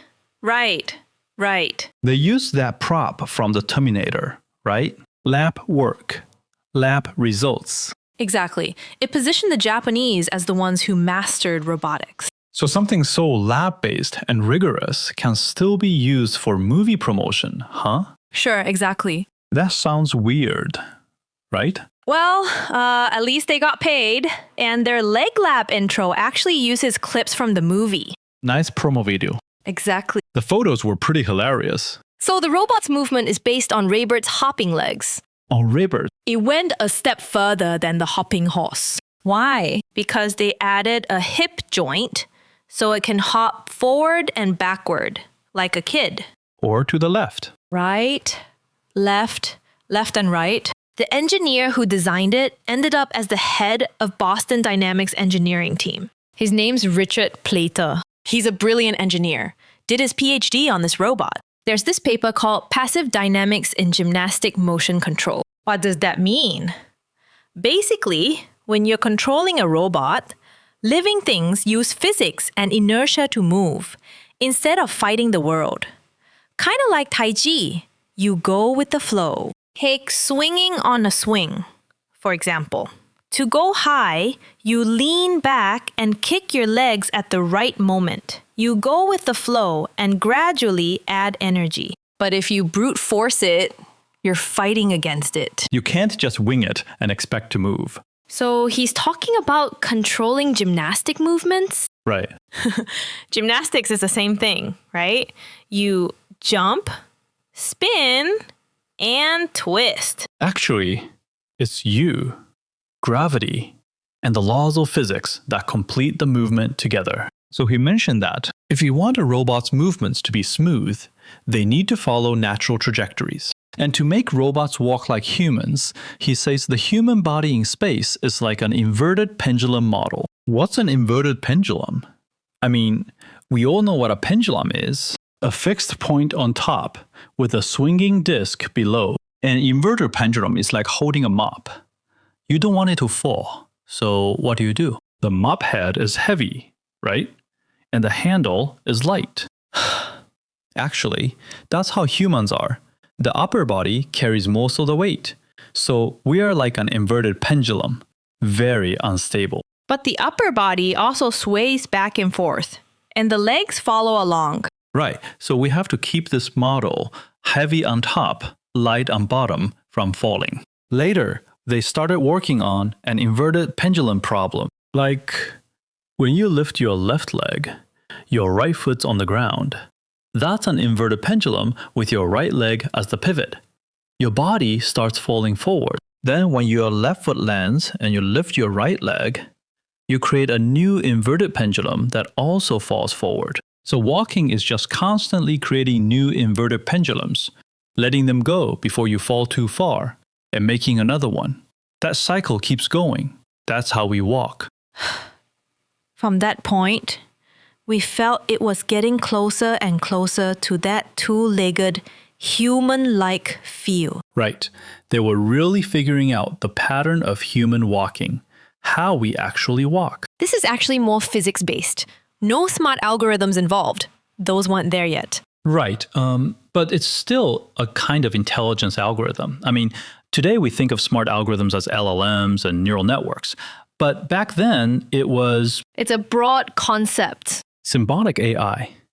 If they got it to work with that, that's fine too. So counterintuitively, standing still is actually the most unstable state. Your leg muscles are constantly adjusting. I remember a few years ago, those robots that kept stepping in place, remember? They wouldn't stand still. They'd just march in place. And those robot dogs too. Constantly stepping in place, constantly adjusting. After Raber and his team built the two-legged hopping robot, in 1991, they actually made a single robot leg. What do you mean by a robot leg? It was basically a stick with springs. They actually made a leg, like a kangaroo's, with joints, a mechanical device with a foot, and even a tail for balance. Kind of like a one-legged kangaroo. If you saw a picture, you'd get it. But just show the image by itself, and no one would know what it is. Right? There's a stick, and you're like, why? Right? That stick actually served a purpose. In the end, the leg looked really biological. Kind of like a kangaroo, and also like an ancient dinosaur. Then, in 1992, to help the lab grow, Raybert founded Boston Dynamics. Finally. Right, the company wasn't founded to make money. It was more about raising funds. And the money mainly came from the US government, specifically the military. And the way Raybert spun off Boston Dynamics, that's actually a pretty common model in the US. But wasn't it originally done in the lab? Right. It's a way to make your patents have a bigger impact. Of course, the US didn't have that model initially. In 1980, they passed the Bayh-Dole Act. That allowed universities, nonprofits, and small businesses to keep the intellectual property from federally funded research and commercialize it. Because back then, a lot of discoveries from universities and research institutes just sat in a drawer. There was no good business model. It was such a waste of research. So the US government encouraged professors to take the research and start companies. Essentially, the government-funded research was licensed to the professors, letting them form companies. The university can also hold some equity. They've got tech transfer offices that encourage professors to start companies, giving them legal advice on how to set up a business. So the university still owns the research results from the professor's lab, right? Right. It belongs to the university. And then they support you to commercialize it. If you make money, we share it? The university can definitely take a cut. But I mean, it's not just about the money, right? Sounds like a win-win. Both fame and fortune, huh? Yeah, and the professor can still teach at a university. True. Otherwise, if you leave, the university loses a professor. Right. It's like encouraging a side hustle in a legal way. So after Boston Dynamics was founded, Raybird was still a professor at MIT. He didn't leave MIT until 1995, 3 years later, to run Boston Dynamics full-time. When Boston Dynamics was founded, its main clients were DARPA and the US military. So they didn't take any other investments or funding. But interestingly, when Boston Dynamics first started, their main business wasn't building physical robots. They developed and sold 3D simulation software. I think it was the same robot simulation software he built when he first came to MIT, just upgraded and sold to the military. So they were building tools for their own research and then sold them to the big client? Right. Boston Dynamics' first project was with American Systems Corporation, a military services contractor. So you're just focusing on arms? Right. Military companies. Well, arms dealers are arms dealers.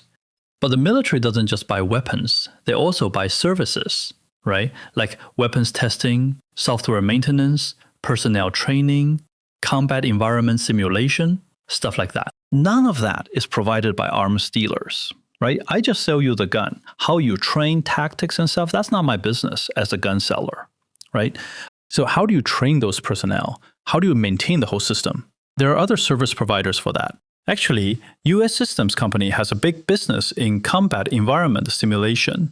So Boston Dynamics serves US Systems Company and indirectly serves the US military. They're responsible for training at the US Navy's Naval Aviation Warfighting Development Center, mainly using simulation systems to train carrier pilots, takeoffs and landings on the carrier. Specifically, they took the physics engine used in robotics research and applied it to simulation. It simulates the aircraft's behavior under certain wind speeds and air speeds. And later, this system was also used to simulate people. You can simulate multiple virtual soldiers. It basically turned into a computer game, a lot like Counter-Strike or something, right? So you simulate these soldiers in a virtual environment, like running, jumping, encountering obstacles. Can they get through? Stuff like that. Survival training, right? Something like that. That way, you can simulate tactics. Like if you want to develop tactics, you can rehearse and drill formations. Money, right. The soldiers are exhausted from all that travel. You practice over and over, hours a day. It's grueling. So first, you get a close with computer simulation. Once it's pretty solid, 90% there, then you bring in real soldiers.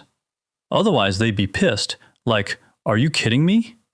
That won't work. I never thought they'd start with a system like this. Software first. Right.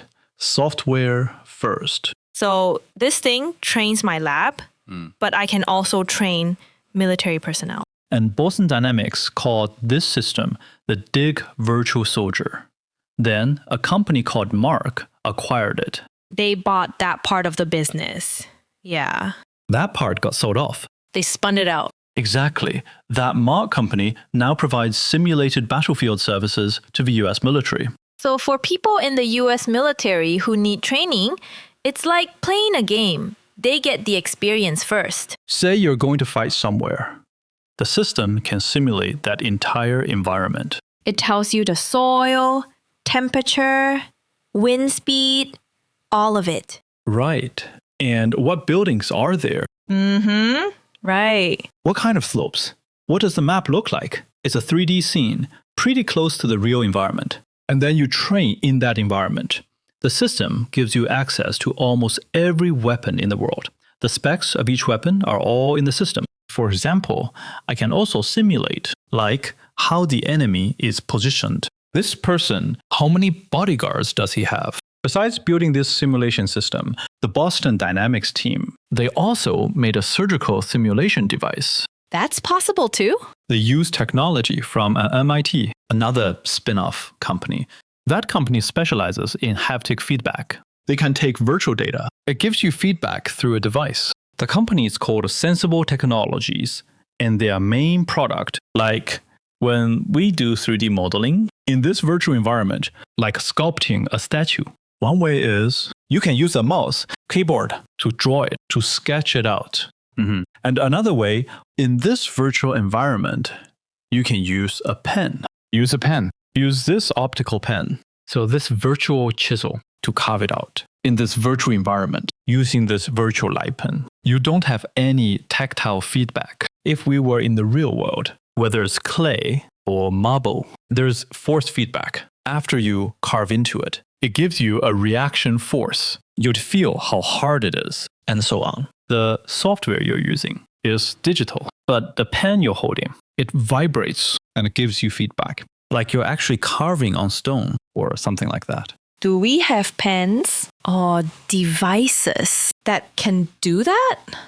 With haptic feedback? Right, force feedback. And then Raybert's team built a surgical robot, a simulation environment. Just pretend I'm doing surgery. Right, it's just a screen, lying flat on the table. On that screen, you'd see a body. Right, or just a small part. It's pretty straightforward, of course.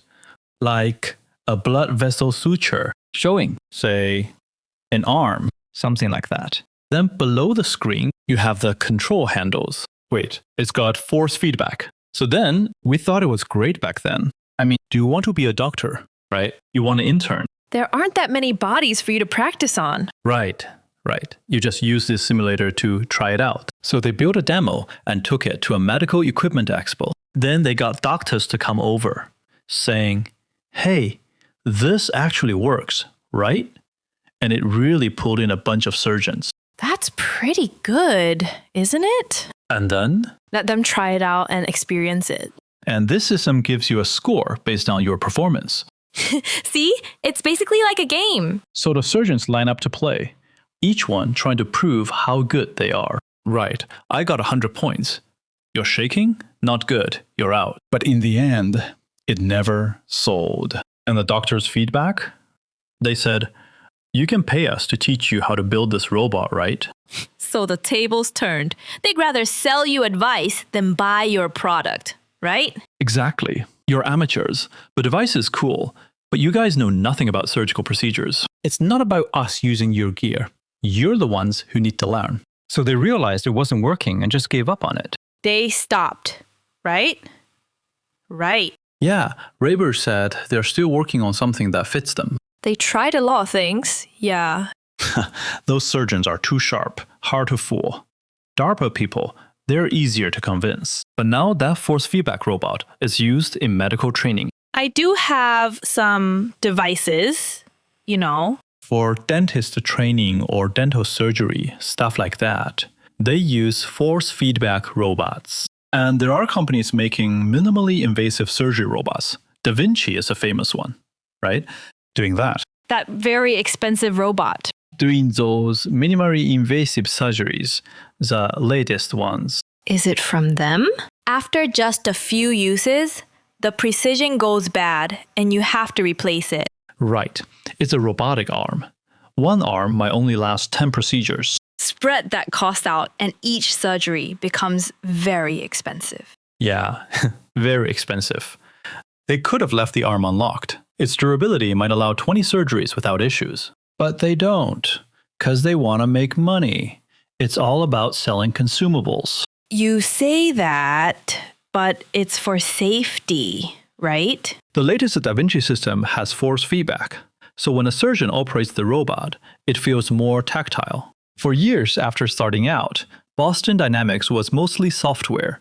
Their first real hardware? A mod. They hacked one of Sony's robot dogs. We talked about that dog in our Sony episode, right? Yeah, we did. The Aibo dog came out in 1998. Then they put out a new version every year for a while, but stopped in 2003. Sales weren't great. It was just too expensive, so they killed it. Then they revived it in 2018. You can still buy that model today. Best part? You don't have to walk it. No kidding. Right, it can charge itself and keep me company. But it's crazy expensive, like $10,000? And if you want to use it, you gotta pay a subscription. So you buy it.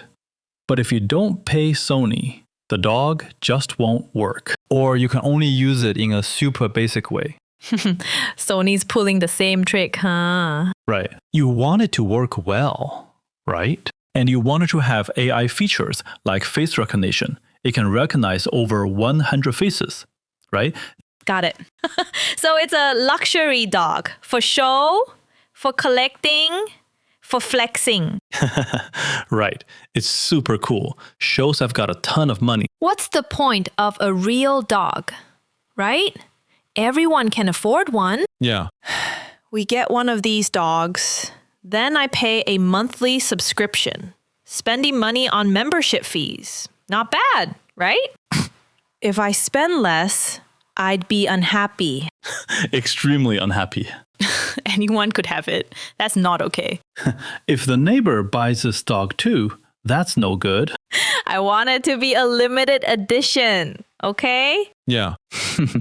The more expensive, the better. Back in 1999, Boston Dynamics took Abel's legs off and swapped in their own. Right, Sony's legs were just too slow, so they put on these much more powerful ones. It was a collaboration with Sony, a tech exchange. Sony was on board, but they didn't go with Boston Dynamics' running solution because... Of the cost. Right, because one leg costs more than the whole dog.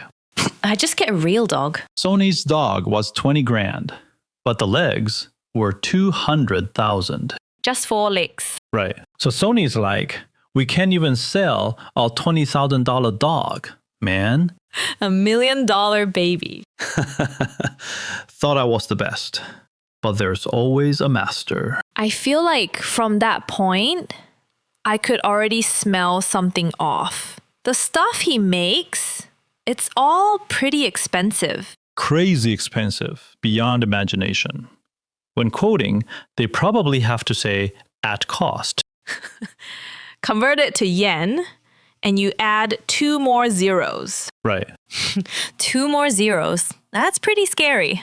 I feel like Boston Dynamics always relies on others. Do you get their business idea? They've got one core product. Nope. Then they dabble in this, dabble in that. So Boston Dynamics' first real robot is Big Dog. The name fits, right? It really is a big dog. It's different from those dogs, like Sony's, right? Different from the little dog. Raybert said during the collaboration with Sony, I found a problem. When this little thing runs, it's not cool enough. Why do you gotta slow it down to see it run? And if it runs fast, it just looks like it's scrambling. Hard for people to really appreciate what Boston Dynamics can do. You've got to build something big, something large, so it doesn't look like a toy. After that, every robot Boston Dynamics built was just huge. The Big Dog, released in 2004, made Boston Dynamics famous. There's a video on YouTube. It looks like a mechanical mule carrying 150 kilos of supplies. It doesn't have a head, right? No head. Doesn't need one. Right. Its walking motion is not elegant at all. It's all hobbling and limping. I think there's a very, very accurate description of the Big Dog. Boston Dynamics engineers basically replicated 2 drunk guys carrying a sofa. The reason they built Big Dog was that after 2000, the US was fighting in Afghanistan, and the terrain was all mountains. The military ran into a problem. Soldiers were carrying too much gear. Each soldier's equipment weighed over 50 kilograms, easily 100 jing worth of stuff. And vehicles had a hard time navigating this complex terrain.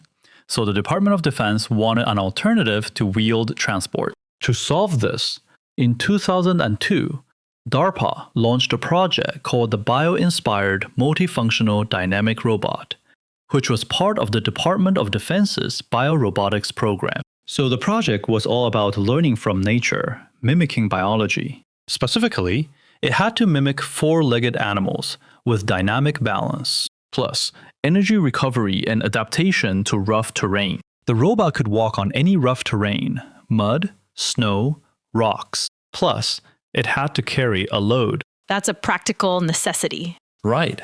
No road needed. Where wheeled vehicles fail, it gets through.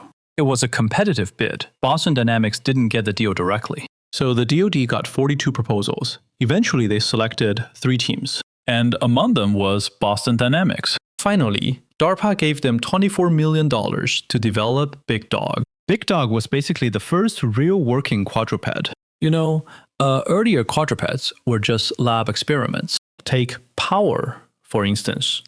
Earlier, robots needed to be indoors, either plugged in or with a hydraulic pump, plus an external computer. Big Dog integrated everything on board, no external power or compute. It was powered by a gasoline engine, not electric. It's an internal combustion engine that drives a hydraulic system to move the robot. Boston Dynamics gave Big Dog a gyroscope and a laser rangefinder to control it. It could climb slopes, avoid rocks, stuff like that. Of course, Big Dog was mainly remote controlled by a human. It wasn't what you'd really call an autonomous robot. Mostly around 2012, right? But when you see the video, it's easy to imagine it like... Autonomous. Right? Autonomous. Its top speed was 5.3 kilometers per hour, roughly a jogging pace. It was all about the payload capacity. Right. It could carry up to 150 kilograms. In 2008, Boston Dynamics also built a robot called Patman. Sounds like Pat-Man, right? PET is an acronym. The military used it to test protective gear, like suits that protect against poison gas, chemical agents, that sort of thing. Soldiers had to wear them for days, running and jumping. So they needed to test the durability of these suits. You know, rolling around could tear them. Or if it gets wet from sweat, it leaks. Or it's just not strong enough, wears out easily. So you've got to test how durable these clothes are. Normally, I just get a few people to test them. But these clothes are really uncomfortable to wear, right? They're either too hot or just miserable. If you ask someone to wear this for 1,000 hours, the labor department would come after you. That's just cruel. Safety hazard, huh? Yeah, so how do you do? Boston Dynamics built a humanoid robot. This robot simulates a soldier. It can even simulate sweating. Like a little device spraying salt water, right? Probably. And then it walks around the lab wearing the protective suit. You could walk for 1,000 hours straight. No big deal. Yeah, just keep walking. It's a lab, so you don't need to carry batteries. I feel like his whole thing was serving the military. Yeah, only the military's got that kind of cash to burn. Seriously, one of his big dogs cost over $1 million. So in 2012, they upgraded the big dog to a new version, the LS3. This big dog could carry up to 500 kilos, which is about 1,100 pounds. And it could use GPS to navigate on its own. You know, carry supplies from point A to point B. But the price tag was insane, like between $2 and $3 million. And a typical tank costs about $3 million too. Back in 2012. Sounds like you're worried about the military's budget. In 2012, they demonstrated it to General James Amos, the Marine Corps Commandant in Virginia. The general praised it, said it really suited the Marine Corps' needs. It could carry a lot of gear and was reliable in use. But there had to be a but, right? Right, obviously. Because what the commander thinks and what the soldiers think are two different things. Then, the LS3 was put into testing. They simulated real combat. Right, during exercises, testing it on jungle islands. The frontline soldiers saw that the robot responded well to commands. They said, "Tell it to do anything. It just does it. No problem there." And its ability to traverse rough terrain was impressive. It could carry heavy loads over uneven ground. But there was a fatal flaw. It was way too loud. Boston Dynamics claimed the LS3 was 10 times quieter than Big Dog, but it was still unbearably loud for the soldiers. It hit 70 decibels, like a vacuum cleaner. I mean, a vacuum cleaner isn't that loud, right? It's tolerable, but the soldiers thought it could easily give away their position. Yeah, imagine a few of them walking around. The noise was really annoying. It sounded like a swarm of bees just buzzing constantly. If you march with that thing for half a day, you'd go insane. Yeah. Can you still use it? Like, after a year or two, is it still in good shape? The soldiers don't want to use it. And the biggest issue is, when it breaks down, it's really hard to fix. Nobody knows how. I mean, if a car breaks, you can find a mechanic. Plenty of them. But for this thing, hardly anyone can fix it. I saw the photo, and it looks a bit creepy. It's like an alien creature, you know? Yeah. Why are its legs wrapped up like that? Yeah, maybe it's waterproof. I think that's why. Yeah, pretty creepy. So Boston Dynamics later came out with an improved version. Smaller, and I guess the noise was reduced too. There's Wildcat and a robot called Cheetah, both four-legged and super fast. They can hit speeds up to 60 kilometers per hour. So besides the big dog, they're also developing Wildcat? Right. Wildcat runs on a two-stroke motorcycle engine with hydraulics. It's super fast, but only for a short burst. Like, it can only run about 5 minutes. Then it's done. So it's still a lab product? Yeah, exactly. Can't scale it up. Boston Dynamics was struggling for a while, but the military gradually lost interest in those robots. So all that money they put in, it just went nowhere. Well, showing it didn't work is still a result, right? And around 2010, drones were already popping up, slowly taking off. So the military's focus shifted. If there's a road, use a vehicle. If there's no road, use a plane. Lego things just didn't have a place. I see what you're saying. It's like putting all this effort into perfecting the horse-drawn carriage. And then the car came along. That sort of feeling, you know? Right. Going down that path to the end, it just ends up like this. As the military lost interest, Raybert realized that if they kept going down DARPA's path, the company would stay a lab and it'd be hard to grow. And funding was drying up. Maybe they just stopped funding altogether, right? That'd be bad. And he wasn't getting any younger either. Yeah. Born in 49, so he was already in his 60s. He was in his 60s. Yeah. And he'd been stuck in the lab all along. So he wanted a change, switch tracks, find a new sugar daddy to latch onto, something like that. And just when Leibotte was thinking about finding a new sugar daddy, in 2013, the robotics field saw a new shift. A real big player jumped in. Google. They said, "We want in too." The guy who pushed Google into robotics is a well-known figure, Andy Rubin. Andy Rubin was at Apple early on, from 1989 to 1992, working as an engineer. He was always really into robots. Even at Apple, he showed his passion for them. So his colleagues gave him the nickname Android. That nickname eventually became the official name of the Android operating system. Wow, that's interesting. Right. So that's why the names match up. Yeah, he founded his own company, Android. Back in 2005, he was part of a building and managing a smartphone OS. His company got acquired by Google. Then Andy Rubin became Google's SVP of mobile and digital content, still mainly overseeing Android. As Android took off in smartphones, Rubin's influence at Google grew. By 2013, he shifted his focus to robotics. Rubin felt smartphones were mature, no more challenges in OS development for him. True, from 2013 to now, no big changes, not much new. He thought there was no breakthrough left, just faster and more features. So he asked himself, what's the next big thing after smartphones? Batting on the next wave, right? He felt he'd already climbed that peak. Time to find a new mountain. Maybe even a new planet. Exactly. He believed the next opportunity lies in the physical world. So he was big on robotics. Rubin wanted Google to create a robot version of the Android ecosystem. Robots would be like phones, just infrastructure.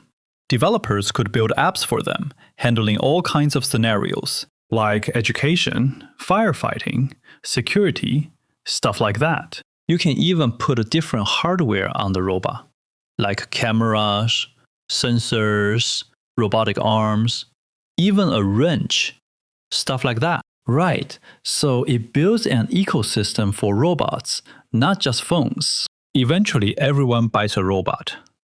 And then they grab apps and hardware from third-party vendors to customize it. That actually makes a lot of sense. You create a platform, a whole game, right?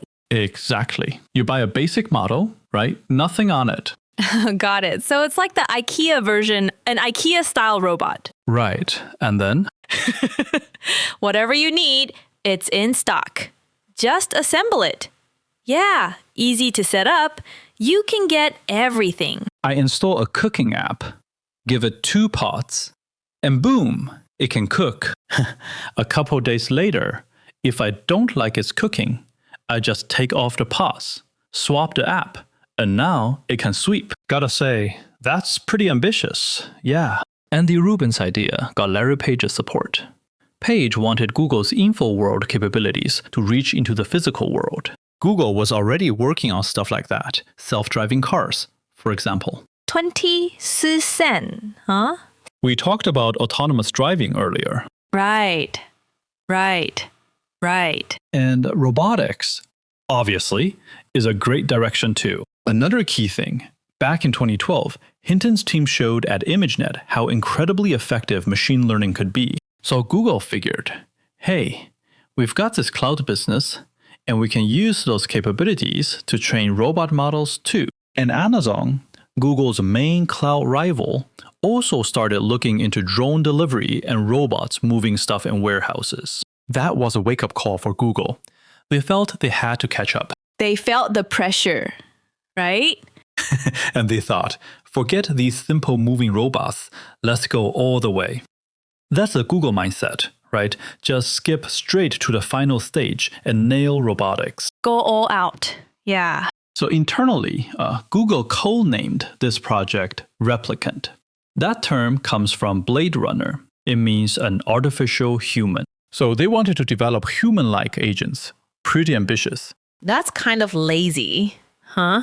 So many names borrowed from movies. Westerners love doing that. It's like, if I build a beautiful robot and name her Ling Daiyu, everyone gets it. Right. That's how I imagined it. Beautiful. This one's definitely impressive. A human-like agent. Right. So after Google set up its robotics division, they had to go out and buy some robotics companies or scientists. You can't just start a division without having the people. We talked about this in the self-driving episode. Google got into autonomous driving because of a DARPA challenge, and they acquired the winners. And this time, Google is pulling the same trick again. Same trick? Like, is there some competition? Right, there's a competition. We just watch from the sidelines, see who does well, and then buy them. Same trick is kind of a derogatory term, you know. Right. There's a tournament, so let's do it. Yeah, I'm just saying, Google. What dialect is that? Beijing dialect. Is it? Right, let's find it. Okay, with that Beijing accent, the Tepu class. So at first, he was just discovered by Google. So the folks at the US Department of Defense ran a robotics competition. And that was enough. Is there a podcast competition? Let's get in. Theme comes from competitions. Right. So if there's a competition, you should definitely join. Good. So why did DARPA, the Defense Advanced Research Projects Agency, launch a robotics competition? It was because of the Fukushima nuclear crisis in 2011, the Fukushima Daiichi disaster. After that accident, the US Department of Defense asked, when a nuclear accident or chemical leak happens, these high-risk disasters, human responders often can't get to the site in time or even get close. So at that point, you need robots to handle the crisis. So DARPA decided to launch a challenge, inviting all the brightest minds to design robots for disaster relief, riot control, and stuff like that. You notice this agency got smarter. They don't just throw big money around anymore. They set up a competition and let the best ones win, right? Exactly. If something good comes out, I can sponsor it later. No rush. Right. First, we have a preliminary round, right? Right. So the competition required these robots to replace humans in dangerous places for inspection, maintenance, and so on. They had to use common tools from human environments to get tasks done, like breaking through walls or walking long distances, since those tools and vehicles were all made for people. So it's basically a robot going into dangerous spots and doing what a human would do? Exactly. Say there's a pile of dirt you need to clear, and there's a shovel. So the robot has to use tools meant for people. Because in a factory, those tools are everywhere.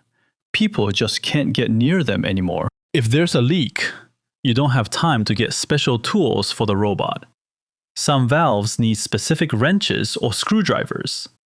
If the robot can't use what's there, it can't do the job. Then the robot fails. Ideally, it's like a person just grab the tool and turn the screw. It's like a renovation. The worker opens his toolbox and there are a dozen different wrenches. If you take away that toolbox and just give him pipes, it's really hard. You still need that toolbox. Yeah, just swap out the worker. Right. Replace him with a robot. The old guy's not happy, feels threatened. Old man Newton was wrong too. You learn from that pipe repair guy, and now he's out of work. Yeah, just leave the toolbox behind. You can go. I guess in the end, everything gets replaced by agents. So, to run this competition, unlike the self-driving one, DARPA decided to first build a platform. Some groups already had their own robots, but a lot of others didn't have anything mature. But if they had ideas, we'd provide a robot platform for them. So there's a framework, a chassis, that handles basic robot movements. But you still have to write your own programs, tune it, and control it. It's like getting Lego pieces and building it yourself, right? Right. Just like a lot of those youth robot competitions, the committee gives you specific Basic blocks, modules. Yeah. a specific framework. The robot is fixed. It's all about who can control it better. So, with that idea, Boston Dynamics' Atlas humanoid robot actually started from this competition. How did the platform come about? DARPA brought together a group of robotics companies, and the project organizer ended up being Boston Dynamics, so they were the prime contractor. So DARPA gave them the overall contract, and then Boston Dynamics subcontracted to other suppliers. Other small robot companies, like... Exactly. Other suppliers work together on it. For example, if you're building a plane, your company might make the engine, but you don't produce the seats, windows, or whatever. Right. But you're the prime contractor for the whole plane, right? So you build the engine yourself, and then you source everything else. You might even get other companies to develop parts with you. Right.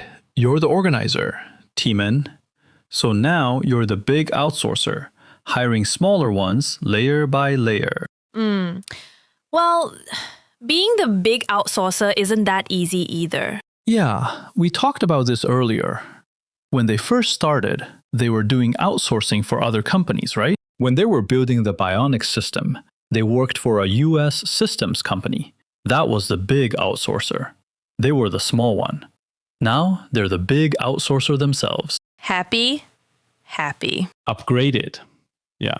The robot's name, Atlas, actually comes from Greek mythology. Everyone's so cultured, huh?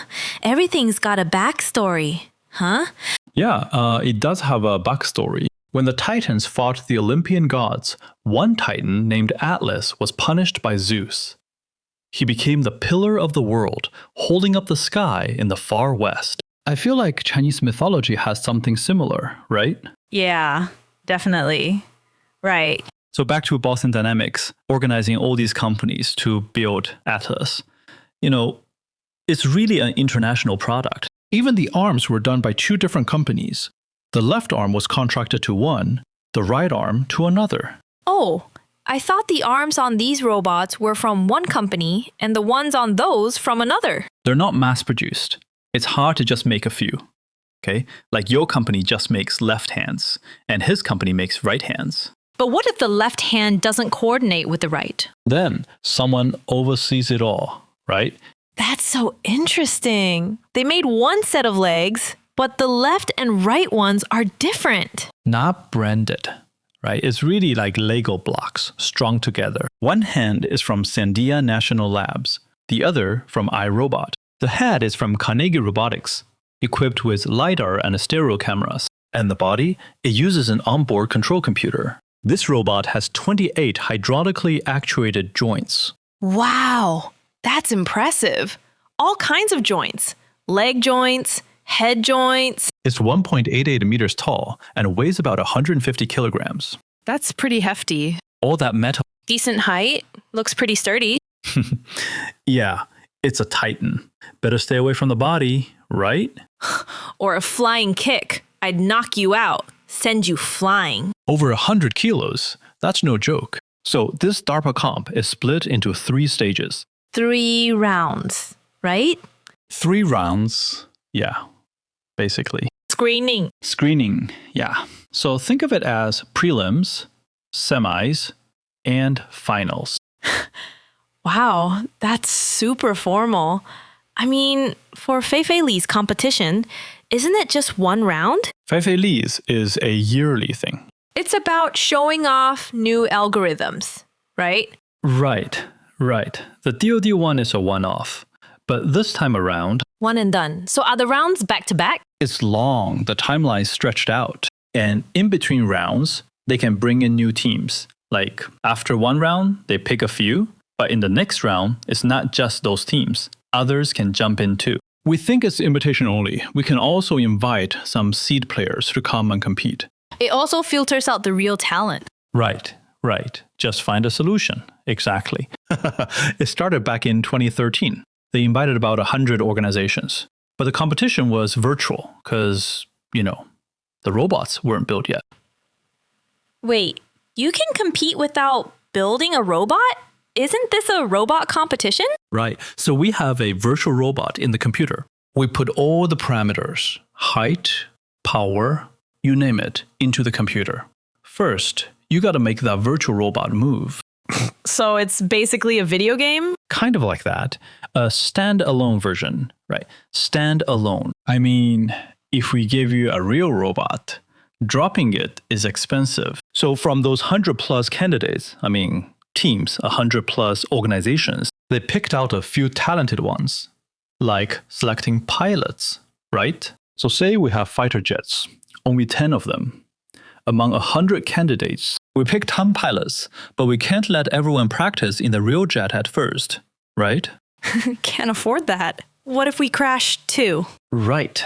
So you start in a virtual environment. Play around in the simulation first. Yeah. If you can't handle the sim, don't bother. Don't even touch the real robot. Exactly. Okay, fair. At first, it felt weird. Like, no robots even falling apart yet, and they're already comparing. It's like getting a driver's license. Fail the written test, you can't just hop in the car. Sorry, pass the written first. If you haven't even touched the door, don't come. Right. Don't get in the real car. You gotta give them credit. They really know how to run a competition. They've got a whole system. Yeah. From over 100 teams, they pick 7 to move on to the real robot competition. And each winning team gets $1 million as prep funds. Wow. Gotta pay 'em, right? Right. The simulation winner was ISMC Robotics, which stands for Institute for Human and Machine Cognition. It's a nonprofit research institute under Florida State University. Other winners included Worcester Polytechnic Institute and Lockheed Martin, the defense contractor. They want a piece of the action too. How are they everywhere? Just checking for opportunities, I guess. Then what? So these 7 winning teams actually competed with real robots in December 2013. The competition was the Disaster Response Challenge. It was basically a preliminary round. These 7 teams all used the Atlas robot that DARPA provided. Plus, 7 other teams were invited to bring their own robots. Wow, that's pretty flexible. I was thinking, why make everyone use the same robot and parts? There's so many options out there. Right. The competition had a really packed schedule. Very packed. Yeah, the robots from other universities were all kinds of different. Tell us more about how diverse they were. Carnegie Mellon brought a robot called Gorilla, and it really looked like a gorilla. Just named Gorilla? Right. It was literally called Gorilla. And then Going back to our roots, huh? its limbs were really well developed, stocky and short. Then NASA sent a robot called Valkyrie. Even with a gendered design. Yeah, it really looked like a female. Elegant, good looking. NASA always makes things beautiful, right? Good looking, durable. But let's not go there. And they invited some international teams too. One from Korea, KIH, and they brought a robot called Hubo. And Japan's National Institute of Advanced Industrial Science and Technology also brought a robot. Nice. Our research bureau is well connected. Huh. Right. So they invited 2 foreign teams. That gave us 7 Atlases, 7 other robots, plus the 2 invited teams. 16 teams total. It was held at the Homestead Miami Speedway in Florida. It's a racetrack, and the robots had about 7 or 8 tasks. Each task was independent, just like an exam. Question 1, 2, 3. That really sounds like a driving test. Right. Written test done. Now is the driving test. Part 2, Part 3, Part 4. Right, so this is basically the skills test, just like the driving test part 2. It's like backing into a spot, pulling out, those moves. If you can't even handle these moves, forget about the rest. Right, no need to hit the row, no need for the comprehensive test either. So now every task is specified. The better and faster you complete it, the higher your score. The tasks included driving. There was actually an off-road motorcycle. You'd get on it, grab the handlebars, drive a bit, then get off, go to a house, open the door, go up the stairs, turn a valve, and so on. So it's like one person goes to a disaster, area's on fire, several square kilometers, no one can get close. Right? You have to drive way out to the accident site, then go in and shut the valve. Toxic gas everywhere. Right? It's a gas leak. Right. Oh, we're fine. We'll just go in and start rescuing. No big deal. The valve's locked. You need an axe or a brick to break it open. In the end, 8 teams moved on. Unfortunately, NASA's Valkyrie didn't make it. The network was just that bad. Valkyrie relies heavily on network communication, so they couldn't control it well. The DoD provided a crappy network to simulate a disaster scene. Unstable, narrow bandwidth, that kind of thing. It didn't cut off completely, but it was basically unusable. Right, not completely dead. You could only give the robot basic commands, stuff like that. But you need a remote computer to do a lot of the heavy computation, that kind of stuff. So the robot just couldn't get it done. Don't they tell us about this kind of test beforehand? That's brutal. That network constraint. Well, they probably did, but... Didn't expect the network to be that bad. So the fancy Valkyrie couldn't even shut the valve or anything. Right. It wasn't completed. Shouldn't have been. Most robots didn't finish cleanly. They just picked a few promising ones for the finals. But each team got $1 million. A little reward. Yeah, a little reward. Go back and keep working. Right. But $1 million isn't really that much, considering how expensive R&D is. Very expensive. It's more symbolic. I mean, one robot alone costs a ton. Exactly. So they let the teams improve their robots. And then the finals were set for June 5th and 6th. 2015. Wasn't the previous competition in December 2013? Right. So a year and a half later. Semi-finals to finals. Right. So they gave everyone plenty of time to improve. Maybe at the semifinals, they realized it was still far from ideal, so they gave more time. I'll give you guys some time. Right. Too close together, useless. So this time, the competition required a continuous sequence of actions with no pauses to complete the semifinal tasks. Before, the 7 or 8 tasks could be separate, right? Like, first, get in the car and sit down. Then, buckle up. That counted as 1. Yeah, separate like that. You could just carry the robot over on a stretcher. Right. Then, set it up. Action. Start. Right? You know, when you talk about the semifinals and finals, if the competition tasks were the same, it'd be boring. No way to show who's better. Right.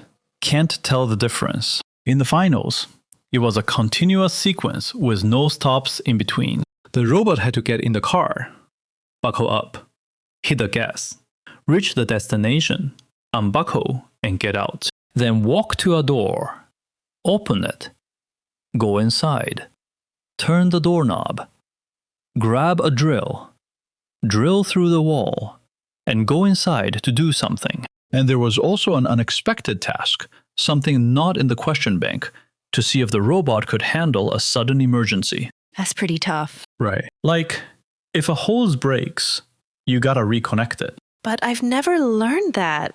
What do I do? It's remote controlled.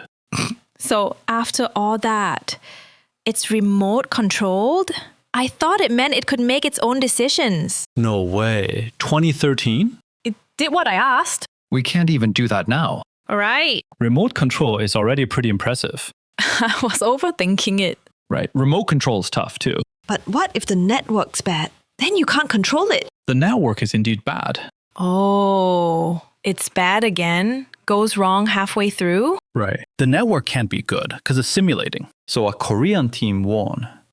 And IHMC, which used Atlas robots, came in second. The Korean team finished the whole task in 44 minutes and walked away with $2 million. IHMC finished in 50 minutes, got second place, and took home $1 million. I can't believe it. Yeah, the Korean team's approach was very Korean. Like, they were just there for... Is that way better? Seems like it. They went for the prize money. I mean... Hard to say. Or maybe it's national pride? The Korean team's robot wasn't fully humanoid. They figured out all the tasks. Like, they just grinded it. Exactly. Optimized for the easiest way to do each task. The fastest and most optimal way. My robot was built for this specific task. Like, if the test has a door opening task, my robot has a dedicated function for it. Yeah, that's the whole job. It's not a general purpose robot like Atlas. It can even move on wheels. You know? It's got 2 wheels right on its knees. So you mean normally it runs on 2 legs like a human, but when it needs to speed up, it drops to its knees and glides forward on tracks, like a tank? Right. It zooms forward, then stands up. $2 million. Just like that. Really fast. I saw that picture. It's in the show notes. Yeah. It's really like that. Yeah, pretty cool. Sliding around on its knees. Right. Think of this Korean robot as an off-road vehicle with a robotic arm. So it's like an industrial robot, basically a movable arm, the same kind you see on assembly lines. So the Korean team predefined the exam tasks for the robot, like opening doors, getting in and out of vehicles, stuff like that. They packaged them into action packs, each with a set of moves, like a welding robot on an assembly line, right? This move's the most efficient and fastest. Right. I've programmed it. Just get it done, right? So say you're at the door, see the handle, and you tell it, execute open door command, and then it reaches out and opens it. You're done. Just a series of operations and you're good. Just memorize questions. Totally pre-rehearsed. Once you're in the exam, you just write it out in a flurry. Right. You've got the questions memorized. No need to think anymore. Right. This whole pre-rehearsed routine. Like you finished the exam and memorized 100 essays. You just apply one, don't even need to read the question. Just look at the answers and know which one to pick. You've seen it before. Just memorizing the answers. Right. That's very Korean. You can't even get mad. Right. And I feel like the Korean team, the robot guys, they're all from exam prep culture. I mean, to get into Seoul University, you have to grind. It's very East Asian. But back to second place. Atlas is not like that. It's a general purpose, real-time control robot. I mean, engineers have to command the robot in real time to do complex moves. Take the door opening task. The Korean team might just tell the robot where the handle is, and it does a smooth sequence. But the Americans have to guide it step by step. I get it. Like, extend arm, rotate to this angle, turn right, how much force, how many turns. Exactly. Yeah, every single step has to be told. It's all improvisation, right? So the RHMC team says the robot just stands still 65% of the time. Why? Because it's thinking about what to do. For example, pulling a door open. But then it realizes it's too close to open it, so it has to step back. Push too hard. Gotta take it a step further, right? Right, it's never like you expect. I see. So those extra minutes were just wasted on those spots. But the thing with Atlas is, it can handle a more open and uncertain world. So aside from those tasks, if something unexpected pops up, it can still handle it. Even outdoors, I'm not scared. It's like studying for exams, right?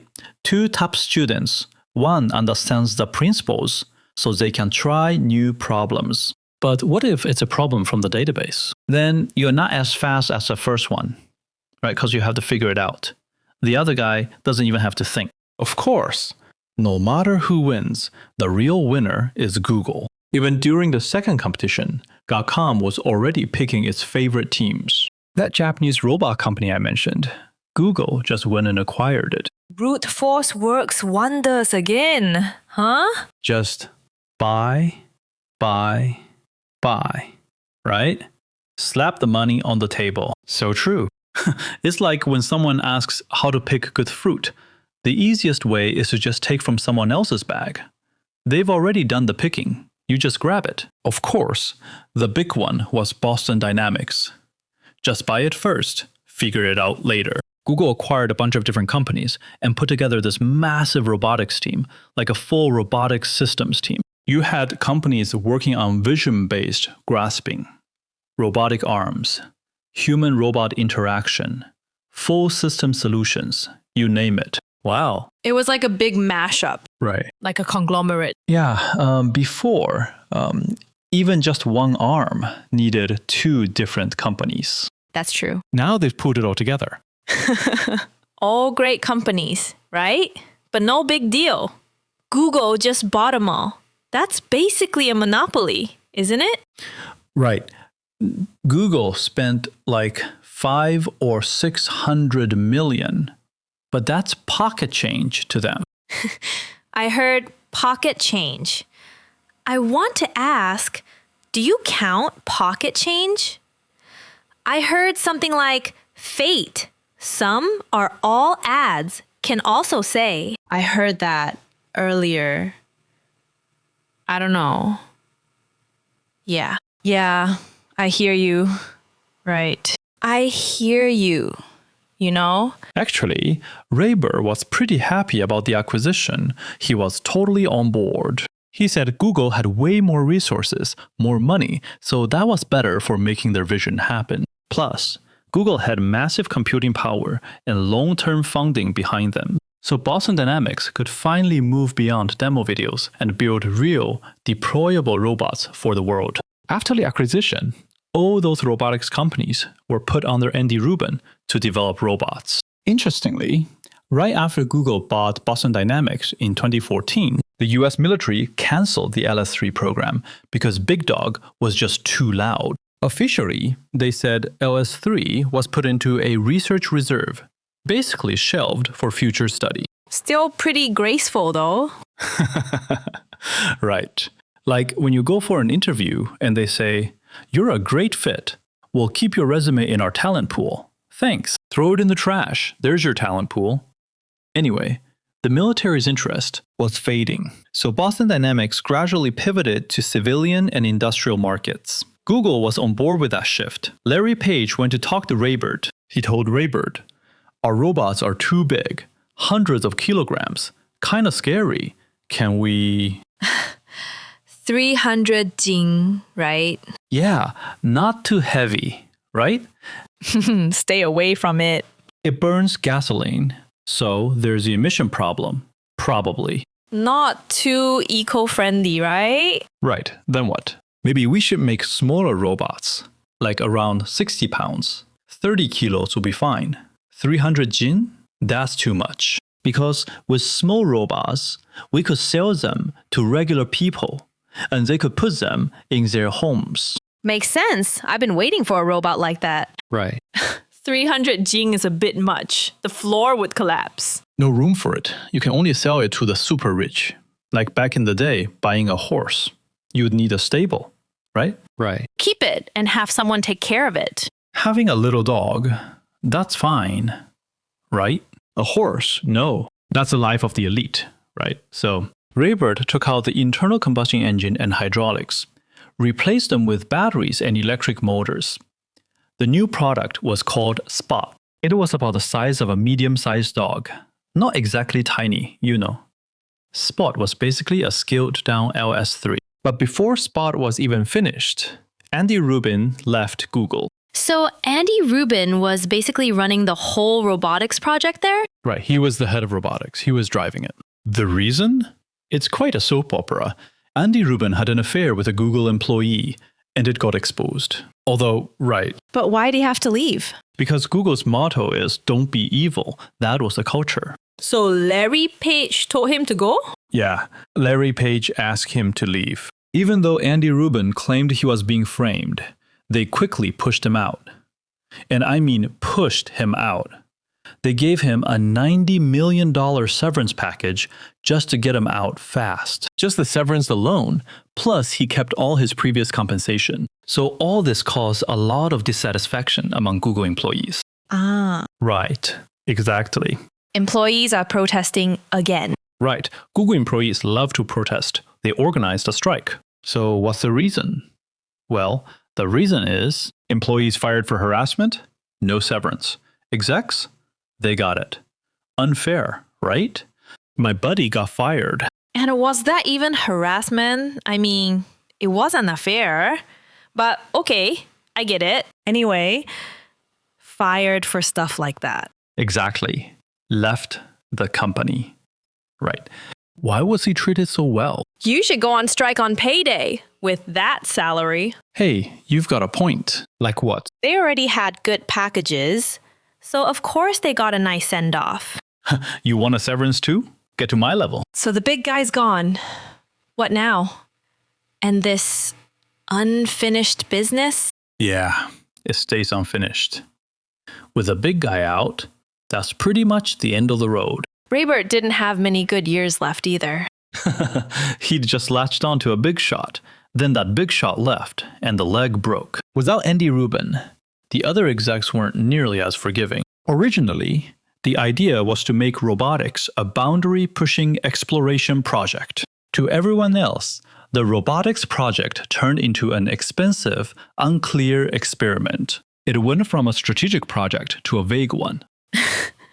It used to be an A++, right?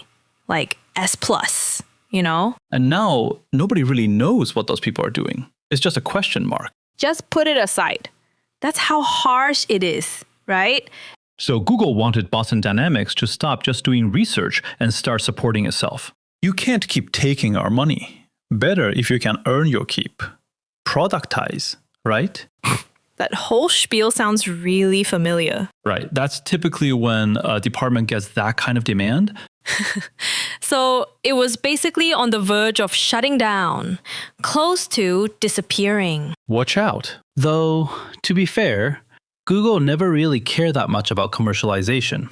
I mean, they're not great at selling stuff anyway. But you can't just keep researching aimlessly, right? You, Boston Dynamics, just filming cool videos.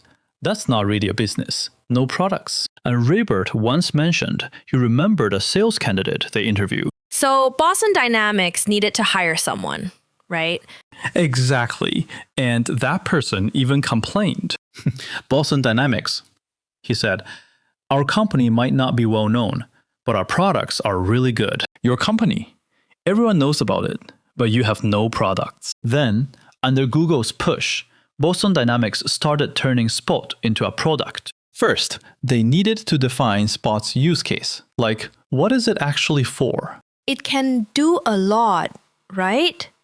There's still potential there? If it can do everything, then it can do nothing, right? That's the hard truth. Right. So what can it actually do? Like, in a given scenario, can it cook, sweep, or what? First, master one task. Then we can think about the rest. So Boston Dynamics went with inspection for Spot, like power plants, chemical plants, construction sites, that kind of thing. There are dangerous environments where humans can't go. Too hot, radioactive, or with potential leaks. So you send the robot to inspect. That's a real need, isn't it? Right. Just let the robot go check it out. Second, bring down the robot's price. Like we said, if it costs as much as a tank, that's not going to work. We need it cheaper. It'd be better if it's about the same as hiring a real person. And you feel safe, right? No labor issues. Won't form a union. Right. No protests or anything. Right. So Boston Dynamics simplified Spot even more. The original Spot was still way too advanced. Still too expensive. Still too expensive. It dropped from millions to hundreds of thousands, but still too pricey. Needs to be in the tens of thousands. And initially, Spot was built for military use, like payload capacity, climbing ability, and so on. But for many scenarios, that's overkill. Even the battery life was several hours. A lot of scenarios don't need that long. It's not outdoors, right? You can just recharge it in the factory. So they made Spot smaller, called it Spot Mini. Even smaller, kind of like a medium-sized dot. And the battery life ended up being about an hour and a half. Also, they simplified Spot's navigation system, so it doesn't need advanced navigation or obstacle avoidance anymore. No following, no auto navigation, because it operates in a controlled environment. In a factory, you know exactly what it looks like, right? It just has fewer capabilities, but it's cheap enough and practical. Right. It basically lets users define a fixed route and a series of task points. At each point, you take a photo, check the dashboard, whatever. Then move to the next point and turn around. So Spot uses SLAM for navigation, kind of like our robot vacuum cleaners. It's roughly a route plan, right? It uses sensors to scan the space, so it knows where the corners are, where the floor is, that kind of thing. It's kind of like building a map in its computer brain. Once it has a map, it figures out where it is, then follows the route step by step. Of course, Spot is way more complex than a vacuum cleaner. A vacuum operates on the 2D plane, but Spot moves in 3D. So after inspecting the first floor, it can climb to the second floor, that kind of thing. It can also check things on desks, countertops, high places with instruments. So Spot builds a 3D map, essentially modeling the entire environment. Besides auto-charging, it can also get back up after a fall. That's pretty important, I think. Otherwise, I'd have to run into danger to pick it up for you. Right. and if it falls again soon after, as the person using this robot, I'd be really frustrated. Might as well just hire someone. Right. Hire an old lady to do patrol. It does seem feasible, so commercialization is worth considering. But would anyone actually buy it? Yeah, it's commercially viable. And they turned the Spot Mini into a platform, meaning they made APIs and SDKs for it. So developers can use those APIs and SDKs to build custom applications for the robot. It's basically realizing some of Andy Rubin's ideas, making it a platform. You can configure it based on your specific needs. It also has external ports. The base model is basically just a box with 4 legs, and it has one connector. Expansion slots, right? You can mount a robotic arm, LiDAR, even a thermal imaging camera, stuff like that. Like in a factory, if you use a thermal imager, you can spot a steam leak because that area's really hot. Sounds good. On June 23rd, 2016, Boston Dynamics released Spot Mini. It showed off going up and down stairs, grabbing a soda can with its arm, and tossing it into a trash can. Stuff like that. Thanks. And the interesting thing is, there's another demo where they put 2 arms on the base, kind of like a centaur. The base has 4 legs, right? Right. And then 2 legs on top. Right. 2 arms. It really is like a centaur. Horse, lower body, and the upper body can swing a sword and chop people and stuff. So it's showcasing its ability to interface with external equipment. Of course, a lot of people, after seeing it, felt not just admiration, but also fear. I mean, Spot just looks like a monster moving around on its own. Some media even said it's like a Terminator-style robot. Others describe it as a dystopian hellhound. If you look at the picture, it's a little bit... Especially the way its hands look. Yeah, if you see it at night, it's pretty scary. So what? I could put a fake dog head on it or something to make it feel friendlier? Right.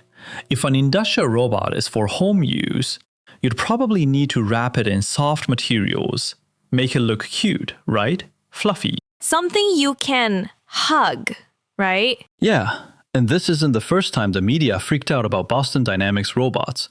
The earliest descriptions of Atlas were similar. After seeing it, some media said this is the beginning of Skynet. So right when they were launching Spot Mini, they also released the new Atlas. And this one wasn't the old hydraulic version from the competition. It looks different, and its performance is different too. It looks completely different. It's really cool. The old one was like a metal frame. Yeah, very crude. The old one was great, right? 1.88 meters, 150 kilograms. Yeah, now it's shorter. 1.5 meters and 80 kilograms, much lighter. It uses a combination of electric and hydraulic drives. In 2016, Boston Dynamics posted a video on YouTube of Atlas picking up boxes from a shelf, taking them off, and putting them back. And then in 2017, they showed a video of it doing a backflip. We've probably all seen this, right? Right, that viral video. It's that video where people were freaking out. It looked so cool. It went viral. Millions of views. Thank you two for that. Right. Raybert himself said he thanks YouTube too. Yeah, or else it's hard to report back to HQ. Right, because they shot it over 100 times. And he finally got that one cool shot. Right. Are we allowed to say that? He said that in the interview, but added, once you get one success, the rest gets easier. Actually, from 2016 onwards, Boston Dynamics' path became clearer. They split into 2 tracks. One is the product track, making commercializable products. Straight to commercial use. For commercial stuff, one path is the exploratory route. R&D. R&D, right. Keeping that tech edge. So quadruped robots are more commercial, while biped ones are R&D, the exploratory path. Even though Boston Dynamics was making steady progress, things were shifting a lot at Google. You know, back then, whether they released Spot Mini or put out some videos, Google didn't really get involved. It was like, Its independence led to that. Right. Google went quiet. They stopped talking about their relationship with robots. They were pretty cold, actually. Google was already thinking about spinning off that part of the business. They paid the acquisition money. They did. But later, they didn't believe in it. They didn't want to ride on its success, and they didn't want it to ride on theirs. Right. I don't want anything more to do with this. Exactly. So because Google believed robots were really hard to commercialize. I mean, even the Spot Mini cost over 70 grand. Not everyone can afford that. At the time, Google wanted to produce robots that cost 10 to 20 grand. That'd be cheaper than a car. At 70,000, it's like a luxury car, right? How many Americans drive luxury cars? Because Google's idea was to make robots like smartphones. Everyone has one. Everyone can afford it. First, get the volume out there, and then make money through software, services, subscriptions. Oh, I see. Like phones and computers, you build a consumption habit. Right. I need the hardware, and then I subscribe and buy things separately. Right. Like smart TVs today. You buy one, it's just a shell. Want to watch something? You gotta pay. Want to watch a show? Yeah. Sorry. Plus, so under this business model, my TV doesn't really have to make money off you, right? I just make a bit less. Right. It's very cheap. See, after a few years, you realize the money adds up to more than the TV itself. It's like if all cars were sold at gas stations, I'd even give you the car. Because you'd come to me for gas, right? You fill up for 2 days. The money for the car will be covered. Thanks, but I wouldn't want that car. Google's idea was a pretty good one. But the market back then didn't line up with smartphones. People went from feature phones to smartphones. And now, if you want everyone to have a robot, so it's like everyone out of nowhere wanted to buy a robot. There was no consumer habit for that. Second, Boston Dynamics culture didn't mesh with Google's at all. I mean, really didn't mesh. Google's culture is internet culture. You have an idea, go do it right away. After it's done, launch it in a few weeks. See how it goes, and then tweak it. If it doesn't work, just scrap it. Right. Wait. Always fast. Constant iteration. But the robotics folks, they have an idea. Then they have to design it. After design, they actually build and test it, and so on. So every time they want to improve the robot, it takes months or even a year to see any real effect. This culture of theirs clashed heavily with Google's. And that tension is not just between Google and Boston Dynamics. That's just one case. A lot of companies have run into this. I mean, you acquire a research division or even hire an expert, a big name, right? And then what? They just agree and they go their separate ways. For example, a while back, Yan LeCun left Meta. Same old story. Because Yan LeCun just wants to do AI research. Not like immediately start building products for you. Right, and Zuckerberg needs to ship products to catch up with the other big tech companies on AI. Especially since they're moving faster, it just makes me more nervous. I'm in a rush, right? And then LeCun. If you wait 5 or 10 years, it's gonna be too late. Right. First off, you haven't produced anything. Second, you're complaining that their LLMs are no good and will hit a wall. The thing is, they haven't hit a wall.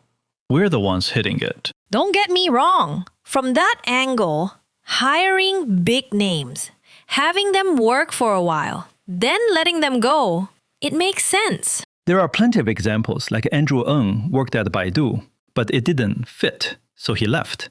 It's that clash between research and a commercial company. Or like Hinton and Rayburn said, you need to use AI to make robots walk more steadily. But it took 40 years from Hinton's idea to actually using AI for robot locomotion. It's like a commercial company hires a big shot who says, use my approach, you'll be solid. You might make money in 10 years. It could make money in 40 years. And I, as the boss, was like, How am I gonna survive my 40 years? The boss goes, I'm 70 already, right? Just burn the research results to me when I'm gone. So starting from late 2016, news started leaking that Google wanted to sell Boston Dynamics. They just announced it. From buying to selling, that was really quick. Yeah, only 3 years. Because after the first year, Raybert left. It's like fate. If the boss had stayed, things might have been smoother. Right. And of course, there were plenty of potential buyers for Boston Dynamics too. Then in June 2017, SoftBank bought Boston Dynamics from Google. Masayoshi Son, right? Masayoshi-san. This episode is really a crossover, huh? We couldn't get a giant, but a big head is fine. And also, the Japanese robotics company they got through the contest, that one got sold to Masayoshi-san too. I mean, it's like art collecting. Buy for 100 million, sell for 200 million. Just flipping it, right? It's like a clearance sale. We sold all of these. Masayoshi-san, just take them away. So, was there a big difference between his buy and sell price? Probably not much. Masayoshi-san might have bought it for just 100 million. That cheap? Yeah, he basically bought the whole thing. Like a buy one, get one free deal, I think. Of course, Son was thrilled when he bought it. I get it. He was just getting into the business. Right. He was. SoftBank launched Pepper back in 2014. Japanese style, right? Yeah, we've probably all seen it. It's super cute. Yeah, he said it fits our East Asian aesthetic. Right. Looks like a little waiter. And then... With those big, round eyes. Yeah, it sits on a base with 3 wheels. And the waist is pretty slim, yet it somehow looks really stable. A waiter. Shouldn't be heavy either. Pepper is an emotional companion robot. See? It always fills some need. Right. Its head has 4 microphones, forming a mic array to pinpoint sound sources. It also has 2 cameras and a depth sensor to recognize objects, even still ones, plus 6 laser rangefinders and 2 ultrasonic sensors. So it's pretty similar to the robot on that little screen of ours, huh? Yeah, very similar. Companion type. Right. It's a companion robot that connects to the internet via cloud services. It communicates with you and even supports 12 languages. At the time, this robot was planned for things like mall greetings, bank consultations, airport navigation, or some caregiving and education. Like a kid saying, I don't get this, and the robot can teach them. Or read a table, right? It has a database with tables. If someone asks this question, how should I answer? The big thing is, this Pepper can recognize emotions. Like, if you're really upset, it'll go, hey, don't be sad. You're crying? Don't cry. Let me tell you a joke. Something like that. Can it actually understand what I mean? It uses the camera and a mic to read your facial expressions and tone of voice, then guesses your emotion and matches it in its database. Sure, you could fake a laugh. Like that. But inside you're actually pissed and sad. Right. It wouldn't catch that. I mean, a normal person can kind of sense that, detect it. You don't need to understand it, just detect it. Yeah, back then people had super low expectations for robots. You fake a smile, it goes, oh, you're smiling. And you think it's amazing. Right? You don't need it to understand what's behind the smile. You're already impressed, right? And it's cheap, only $16,000. That fits Google's needs pretty well. Yeah, I've actually seen that robot in person. Really? We had one in our office. What for? Because we wanted to program it, I guess. There's an interface to plug into, right? Other teams are working on it, but it seems like they've never actually turned it on. At least, I've never seen it on. It just stands there, doing nothing. When it runs out of power, its head droops down, looking all wilted. So basically, it's like, you should charge us now, right? Right. What? It's like $16,000 for that thing that cost $16,000. And they didn't even use it? Maybe it was a gift. I think it might have been a freebie. If it was given away, it probably wasn't that great. So maybe Mr. Song had some products he couldn't sell. So it's a giveaway then? Right. They gave them to us. To boost the partnership. Right. Of course, at first, sales were good because people's needs were simple. They just wanted to try something new. In June 2015, they started selling. The first batch of 1,000 units sold out in 60 seconds. So that made Masayoshi-san way more confident. He figured robots were the way to make money. Son always blows his ideas way out of proportion. That's how big shots roll. I'm not afraid. I just double down. If it doesn't work, we'll figure it out later. Right. I can sell 1,000 units in 60 seconds, right? Then I can sell 10 million in 60 days. You gotta admit, they're pretty optimistic. Very optimistic. That's why he bought Boston Dynamics, because the robot is basically An interactive computer, right? It's basically a camera, a microphone, and a display. There's a screen on its chest. You can read the content on it, right? Right.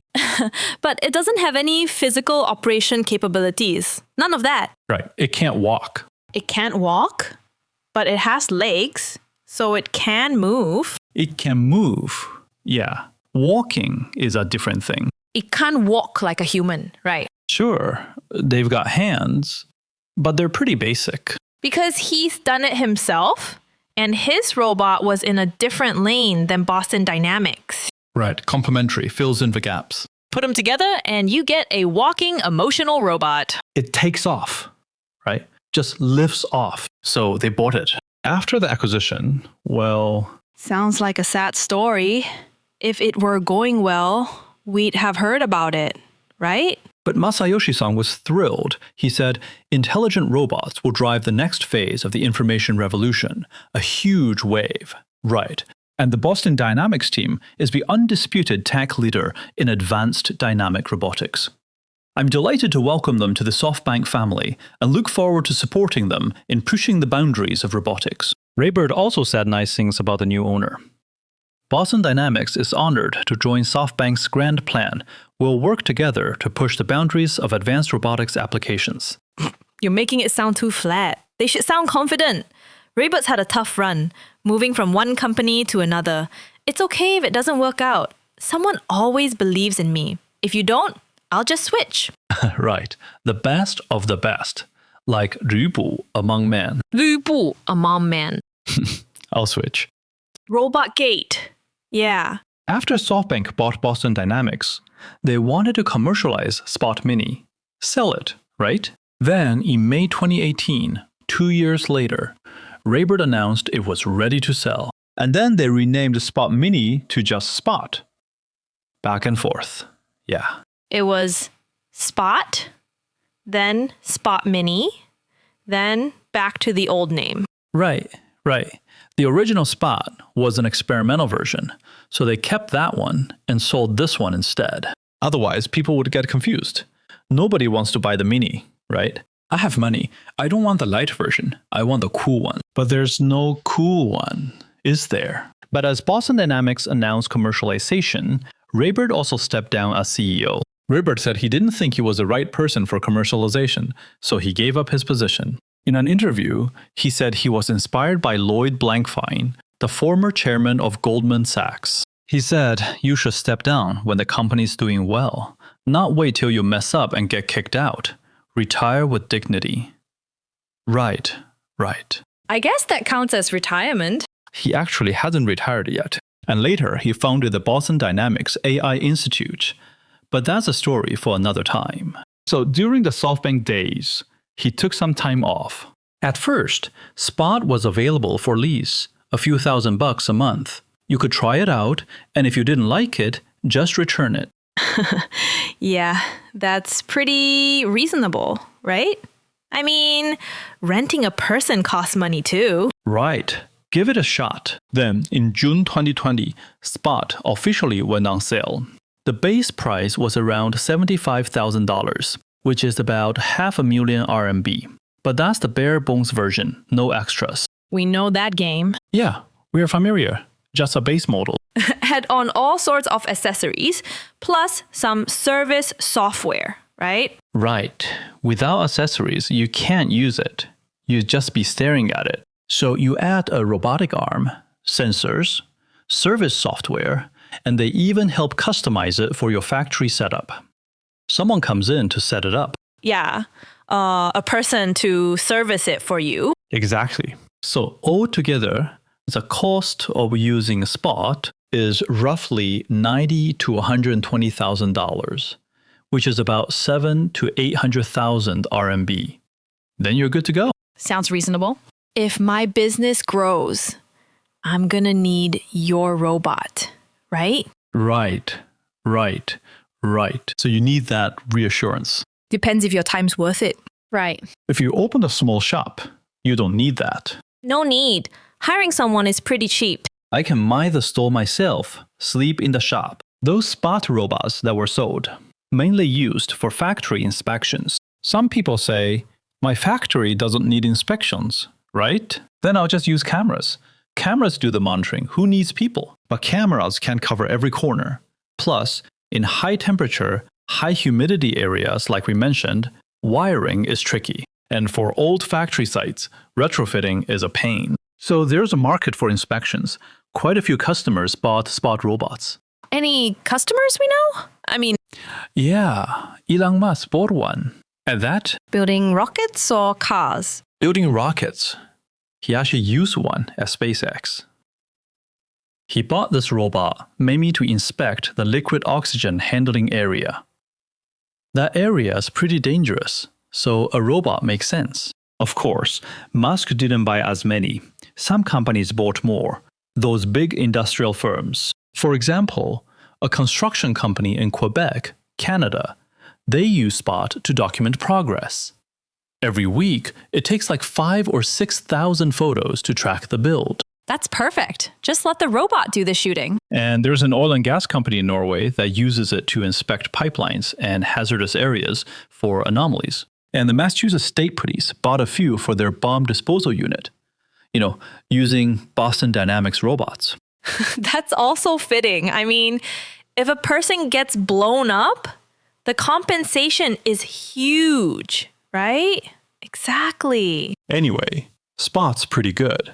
It sold several hundred units right out of the gate. Listening to this episode, I finally feel like there's some momentum, some future. There was some potential, but Spot's commercialization wasn't fully complete before it ended up in Korean hands. Sold again. Right.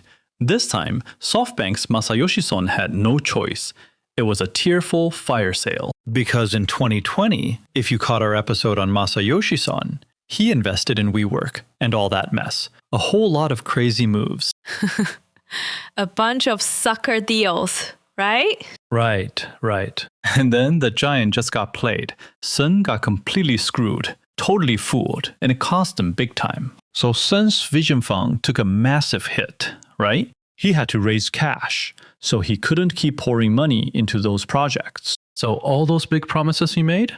Yeah, he couldn't deliver. He had to sell off. It's like us regular people. You've got this nice, fat, fixed deposit, and you've got to cash it out crying and spend it, right? Right. As a freshman in high school, he said, I'm going to get into Tsinghua, right?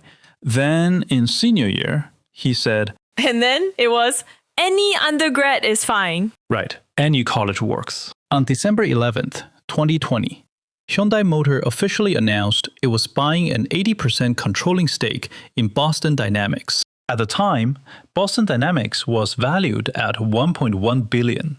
They probably paid less than $900 million for that stake. SoftBank kept a 20% stake. On June 21st, 2021, the equity transfer was officially completed. The deal closed. So it was only in Son's hands for a little over 3 years. Yeah. Yeah. They acquired it in 2018, and by June 2021, they'd already sold 80% of the equity. Right. But Masayoshi-san didn't really lose out. He bought it for over 100 million, and now he's made 700 to 800 million. That's almost 10 times his investment. That's a pretty solid investment. Right. Way better than his WeWork investment and stuff. Yeah. I mean, Boston Dynamics' valuation now is probably around 20 billion. Does Masayoshi-san regret it? Maybe a little. But the thing is, he had to sell. Sold too early, but what can you do? Right. He didn't really have a choice. He needed the cash. Exactly. And Boston Dynamics was probably the only thing he could sell, right? Wait, you want to buy WeWork? You keep it. It's like that pile of junk at home. Old furniture nobody wants. Right. At least a TV is useful. What can you do? Only a few things can be turned into cash directly. Hyundai didn't just acquire Boston Dynamics. They also put $400 million into funding Raybird's own AI research institute. Raybird, we mentioned he retired, right? Nothing much to do. Raybird wanted to stay active, so after retiring, he went around Silicon Valley pitching to big companies, hoping they'd fund his cutting-edge robotics research. Because Boston Dynamics is all about commercialization now, right? He's still very interested in the frontier research side. But back then, nobody cared. Nobody gave him any money. So in the end, the Koreans were generous enough to give him a chunk of money to keep doing research. They had to get something out of it, right? Obviously, the results of this research will be prioritized for Hyundai. Even though it's called the Boston Dynamics AI Institute, it actually has no relationship with Boston Dynamics anymore. So if Boston Dynamics wants to use Raybird's technology, they'd have to license it too. Back to Boston Dynamics. And aside from selling Spot, in 2024, they also built this management platform called Orbit. Why? If you buy just one Spot, it's fine. You can map a route and it just starts doing inspections. But if you buy a bunch, like 100, now you gotta manage all of them. You need to connect them, analyze the data, right? And if you hire one person per robot, what's the point? You might as well just have 100 people do the job, right? So you need a platform to manage these robots, these robot dogs. The whole fleet. You need to manage it. Right. Like that dance routine on the Spring Festival Gala, coordinating a bunch of robots. And the platform also does data analysis. You've got a virtual control room where you send robots to inspect specific spots beyond the fixed routes. If something unusual comes up, you can temporarily dispatch 2 robot dogs to check it out. All the inspection data, images, thermal images, acoustic data get stored on Orbit, so you can compare past and present. Like, you compare thermal distribution from a year ago to now, you see the changes and know if equipment is aging or needs an upgrade. Kind of like a big database. Right. And once you start using my platform, it's hard to switch, right? You can't just say, I don't need this dog. I'll get a robot dog. What about all your platform data? You're basically dropping the whole service? Right. It's tough to just replace the whole system. So far, Boston Dynamics says they've sold about 1,500 Spot robots. Compared to other manufacturers, that's still pretty small, just because it's expensive. They've sold to over 1,000 companies, covering 130,000 industrial assets. And in 2025, they made $300 million in revenue just from Spot. Are they profitable yet? Probably not. Profit? Still a long way off. Right. They do have revenue now. Stable revenue. Yeah, revenue. Feels like the story's about to end, right? What's going on? Seeing a glimmer of hope, Boston Dynamics' product line isn't just Spot. They've got others, right? There's also a warehouse robot. The one they're selling now is called Stretch. Boston Dynamics released it on March 29th, 2021. It's basically a handling robot. Like Spot, it's used in factories. Its main customers are logistics and retail companies. Imagine this. You run a logistics company. Every day, lots of trucks arrive with boxes and packages. They come to your warehouse for sorting. If humans do the sorting, they have to get into the truck, unload the boxes onto a conveyor belt. Then more people sort them on the belt. These go to Beijing, throw them in this bin. These go to Tianjin, throw them in another bin. It's really tough work. The environment's harsh. In summer, it's hot. Inside the container, it can be over 40 degrees Celsius. Seriously, it's no place for people. It's just for cargo. Right. People definitely feel uncomfortable. Right, and you've got to have people unloading 24/7 because my logistics center can't shut down. Really? I mean, in that case, robots just keep going nonstop. Right, robots can work all the time. If one breaks down, another one takes over. Right, they're tough. Okay, so the uncomfortable thing, unloading and moving stuff in the warehouse, they thought it could be another breakthrough.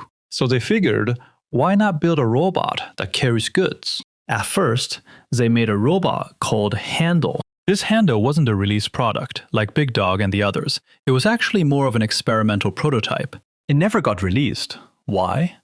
Because it wasn't very practical. Why wasn't it practical? Let's talk about the backstory. At first, they imagined this robot just moving around the warehouse. Walking isn't really convenient, so you need wheels. Wheels are faster. So Handle, based on the original Atlas, replaced its 2 feet with 2 wheels. That way, it can glide around like it's on roller skates. Super convenient. Then they added 2 arms to carry boxes, so they gave it 2 front limbs to pick them up. Overall, the robot looks a lot like a dog. Yeah, a lot like a dog. I get it. Like a dog lifting its front paws. Right. A standing dog. And on roller skates. It lifts its front limbs like it's about to pounce on you. Yeah, that was the idea. But then they realized the front limbs weren't strong enough. Carrying stuff was tricky. It can move around, but when it comes to actual work, it's not great. Right. And boxes of all shapes and sizes were tough to handle. Big ones couldn't be lifted. So they took off the front limbs and put a robotic arm in their place. Just one arm does the job. Just one arm. At the end of the robotic arm, there's a suction gripper. It's like an octopus tentacle. Yeah. On that plate, there are lots of little suction cups. Right? Lots of little suction cups. And then it creates a vacuum. So the air... It's kind of like those, on our shelf, there's something like that, right? Right. You press it down, create a vacuum, and it sticks. Right. There are a bunch of them. A bunch of them. You have a box, and when it presses against it and creates a vacuum, it lifts the box. And that makes it look like a robot that's basically an ostrich on wheels. You know what? Looking at the photo, it really does. Yeah. So the grasping problem is solved. But there's a new issue. Those 2 wheels are actually pretty inconvenient. Since it's on wheels, you need to start and stop. And turning around is awkward. So the folks at Boston Dynamics found that in the warehouse, there actually aren't that many long-distance transport situations. You don't have to carry something far away and then put it down. Right. If you got to walk a long way just to put something down, the warehouse design is flawed. For small packages, you'd use conveyor belts, so wheels are pointless. In a warehouse, the most common move is turning around, like a lot of turning. Got it. You just pick it up from the left, put it somewhere on the right, and it moves on to the next step. Right. It's like how we humans move stuff in a warehouse, from left to right, right? Or even shopping in a supermarket. Grab stuff off the shelf, right? Put it in my cart, push it forward a bit, right? You don't need roller skates for every single item you pick. You'd go to the checkout each time, like, hey, don't ring me up yet. I've got 2 more items to grab. Not a bad idea. Actually, Looks cool gliding around.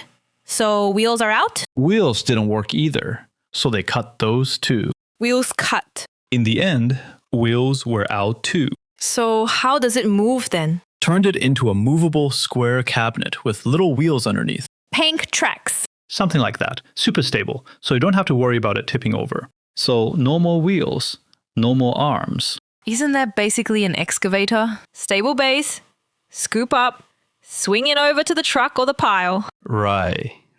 So it ended up being an excavator. Since it's an excavator now, calling it handle doesn't make sense. So handle's a misnomer, right? Right. No hands, no legs. So it evolved into a new robot called Stretch. Stretch means to grab, right? Yeah, just grab. You grab things. Okay. A square box with a robotic arm on top. The box can move freely, and the arm has 7 joints, so you can grab left to right. So it can unload and load cargo. If your truck has boxes, the arm reaches in, suctions them, and places them on a conveyor belt or somewhere else. And the suction cups on this robotic arm, pretty interesting. Each cup suction can be controlled individually. Since they're long and wide, they can cover 3 boxes. When I release, I can let go of 1 box at a time. So I put the first box here, then shift and place the middle one. Right. I don't have to leave the 3rd box here. I can take it away. Efficiency improved. Efficiency improved. It's not cheap, so it better be efficient. Right. This one's not cheap either. And it can lift heavy loads up to 50 kilos, typically. That's good enough. Good enough. Yeah. This arm can move 800 boxes per hour, runs for 8 hours, and can auto-recharge. So it works 24/7. That works. Just let it work, charge, and keep going. Yeah, and this robot integrates with Orbit software. So customers can use Orbit software to manage their warehouse and dispatch the robots. And it can also connect to your logistics system. It tells the robot that a truck's arrived. It tells the robot which loading bay a truck has arrived at. And the robot goes to unload.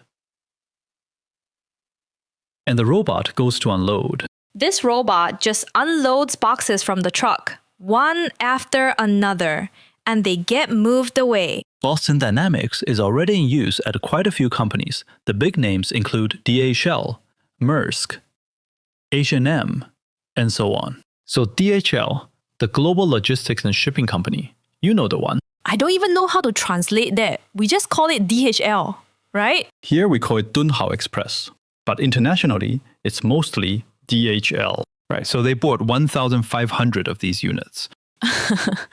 Wow. They're not exactly short on cash. The efficiency must have paid off. That's the vibe. Exactly. DHL says since it started rolling out in 2023, they've moved over 20 million boxes worldwide. Wow. So it needs very smooth handling, and it does it super precisely. It's like that saying, jack of all trades, master of none. Right. If you do one thing well, that's still impressive. Right. I mean, both Spot and Stretch are industrial robotics. Actually, they are still designed for a specific, controlled environment, one particular task. They don't have that kind of independent intelligence, right? Not really a general purpose intelligence.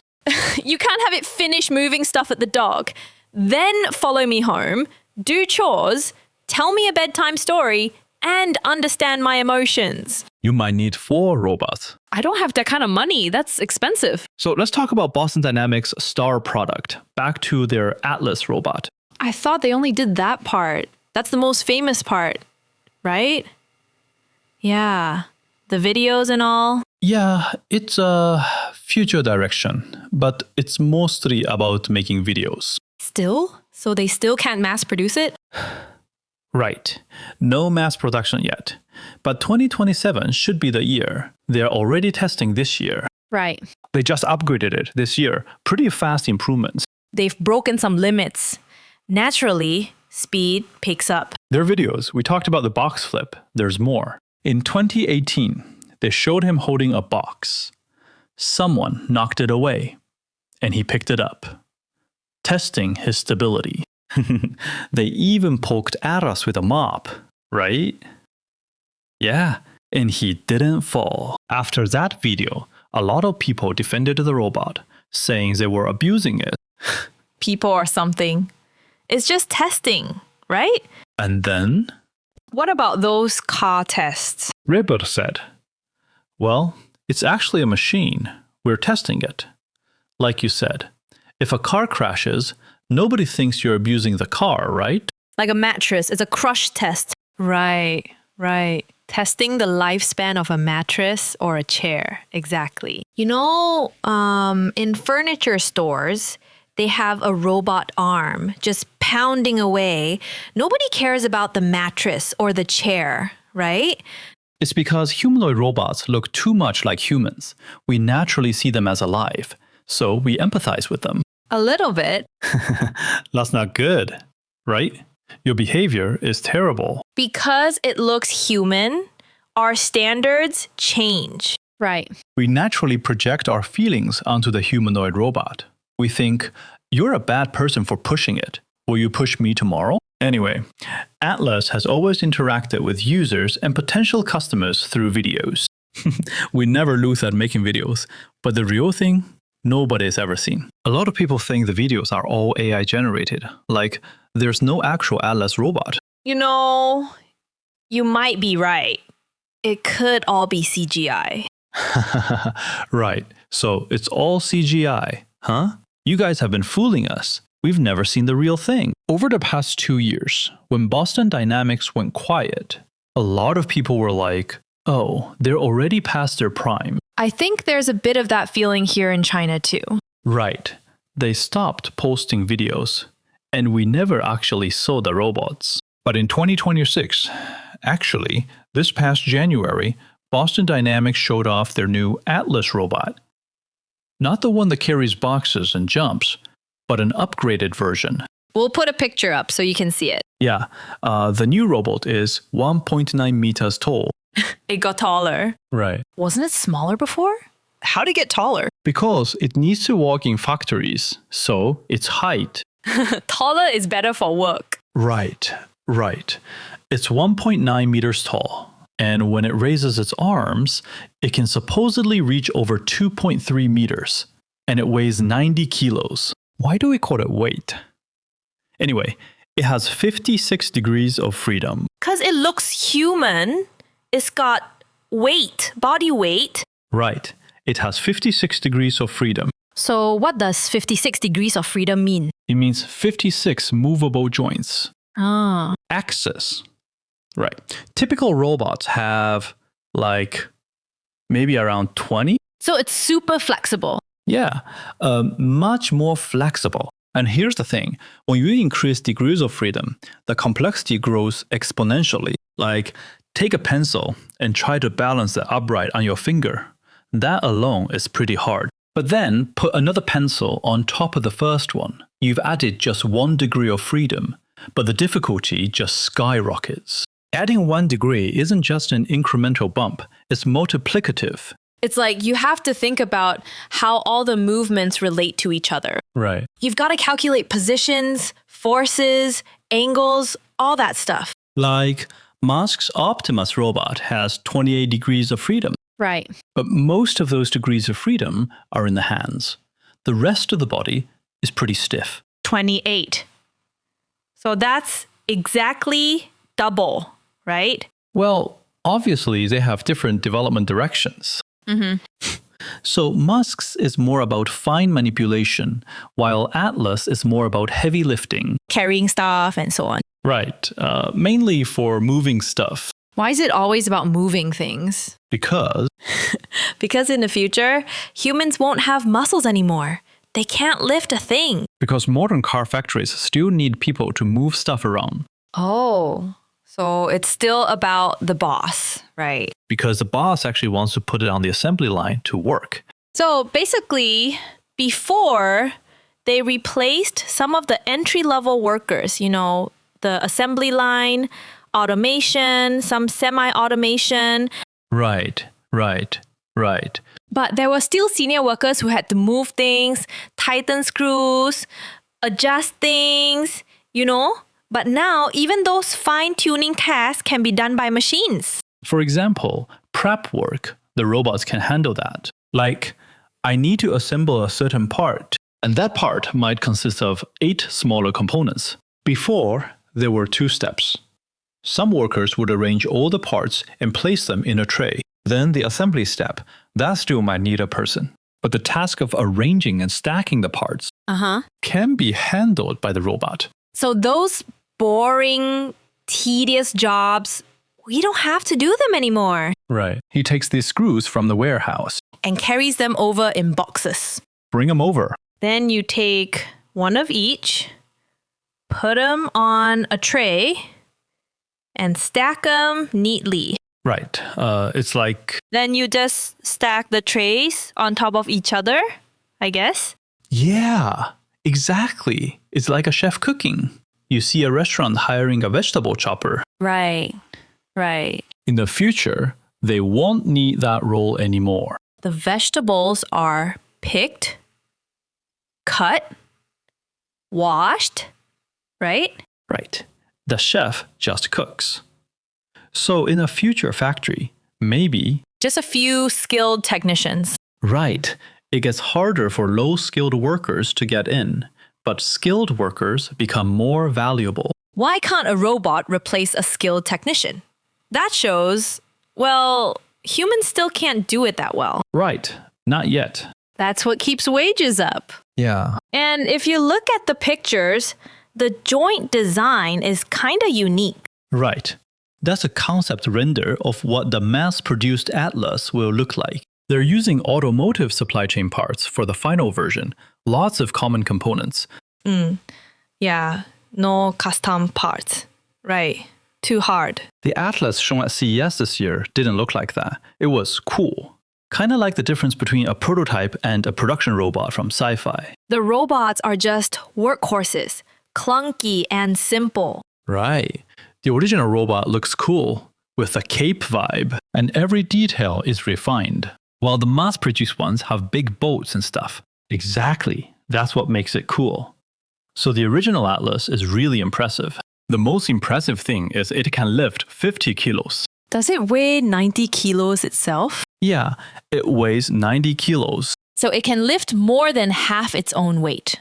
Right. 50 kilos sounds, well, Got an example? nothing special. Just a bit stronger. Because for other stuff, like... You're bringing up Musk again. Right. For instance, Musk's robot can lift 20 kilos. Like Unitree's general-purpose robot can lift 3 kilos. So handling heavy weights makes the balance mechanics harder. More calculations needed. It's completely different from lifting light weights. I mean, with humans, if I just pick up something light, say 1 or 2 kilos. No effort. I just pick it up and go, instinctively. I can lift it right here while sitting, right? I don't need to engage other muscles. No need to tense up my core muscles. Right. Just using my arm. I can pick up my phone, right? Easy. Just your wrist? Yeah, just the wrist. But if there's a 50-kilo rock, well, I probably couldn't lift it, right? Just using your arms, you can't lift a 50-kilo rock. Right. So I'd have to hug it, right? And then? Widen your stance. Yeah. Core strength, right? And then you got to walk with it. So what do you think my posture would be? I'd lean back, right? To balance. Would it pull me forward? So I lean back to counterbalance. Right. So I'd waddle like a star, twisting this way and that. Why?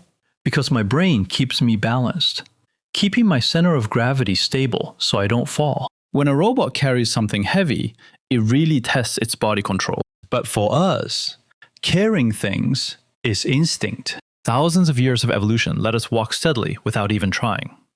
But robots need to learn and practice to keep their balance. Another example, weightlifting. It's not just about raw strength to lift a barbell. There's really a technique to it. You gotta maintain the center of gravity, right? So robots and weightlifting are pretty similar. At the moment of the lift, you've got to recalculate your body's current state in milliseconds, figure out how to adjust and compensate. So the thing about this robot is it looks human-like, unlike a crane, right? A crane has a stable base. It doesn't have to worry. No matter the boom, it can lift anything, right? So this humanoid weighs about 90 kilos on its own. Exactly. Unlike a crane doesn't care about the center of gravity, right? So there's a specific term for full body control. Whole body control. Whole body control. Exactly. Whole body control. Everything's got to be coordinated. Actually, dancing and parkour are also whole body control.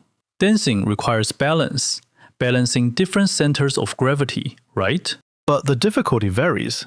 Sometimes we see a really cool dance move, like you. It looks cool, right? We're just laymen watching the spectacle, aren't we? Right, it's basically not disturbed by external factors. It just moves on its own. If I fail the dance, right, I can adjust the parameters. And next time, I'll get closer to success. So it becomes a fixed routine, just replaying my own motions, right? It's like I pre-program the motions and you replay them. This time, it didn't fall. Next time, as long as the floor is flat, it probably won't fall either, right? But carrying things is different, unless the object we're carrying each time has the same shape and weight, and I'm only carrying that one thing, then it's fine. But if I'm carrying different objects, then each time I'm facing a different scenario. Gotta recalculate every time. Recalculate every time, right? Now that you mention it, that's true. Yeah. So carrying things is actually pretty hard. All those motions you're rehearsing yourself. Yeah. If you set it up right, it's no big deal. You know, hand movements, dancing, stuff like that. But getting it set up is still a lot of work. Still, it's a science. Being good at it is impressive. So with full body control, It really depends on how fine that control is. Right now, robot control isn't where we want it to be. it's still a pretty cutting edge science. I mean, we see them dance, run, lift boxes, all that.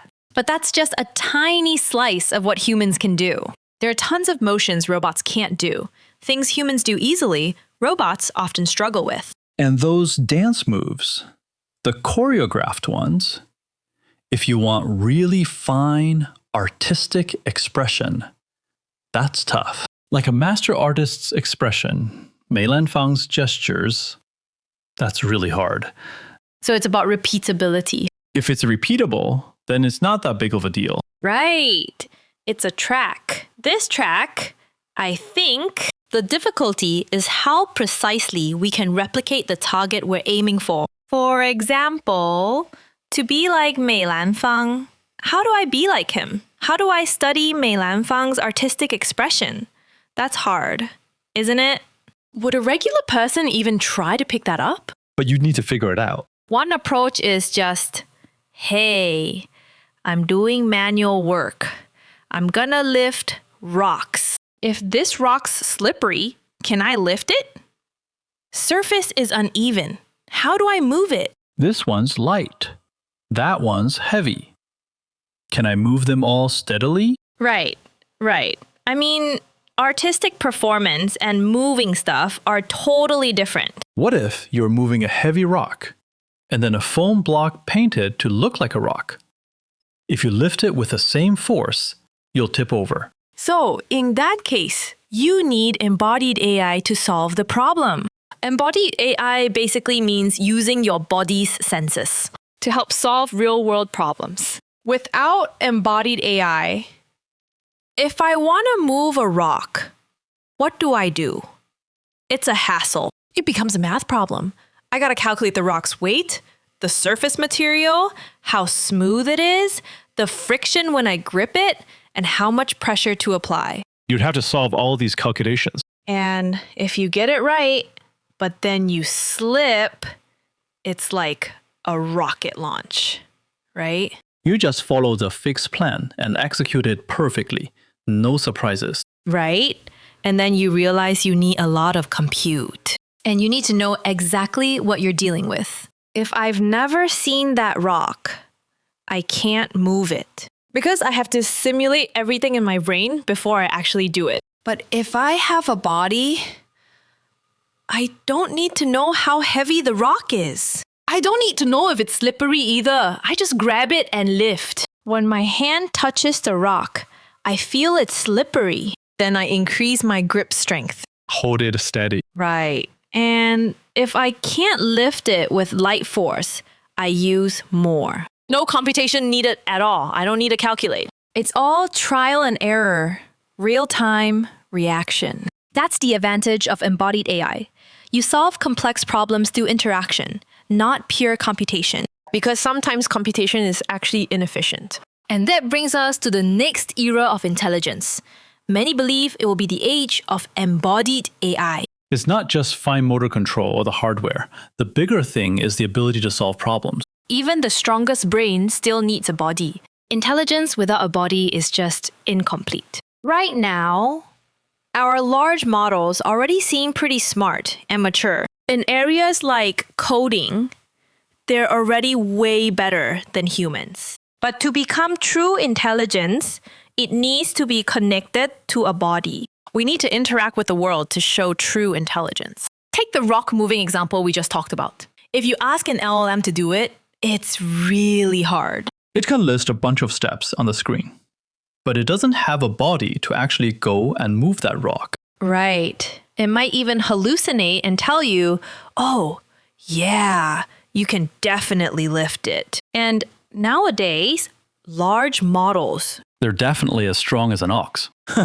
Go for it.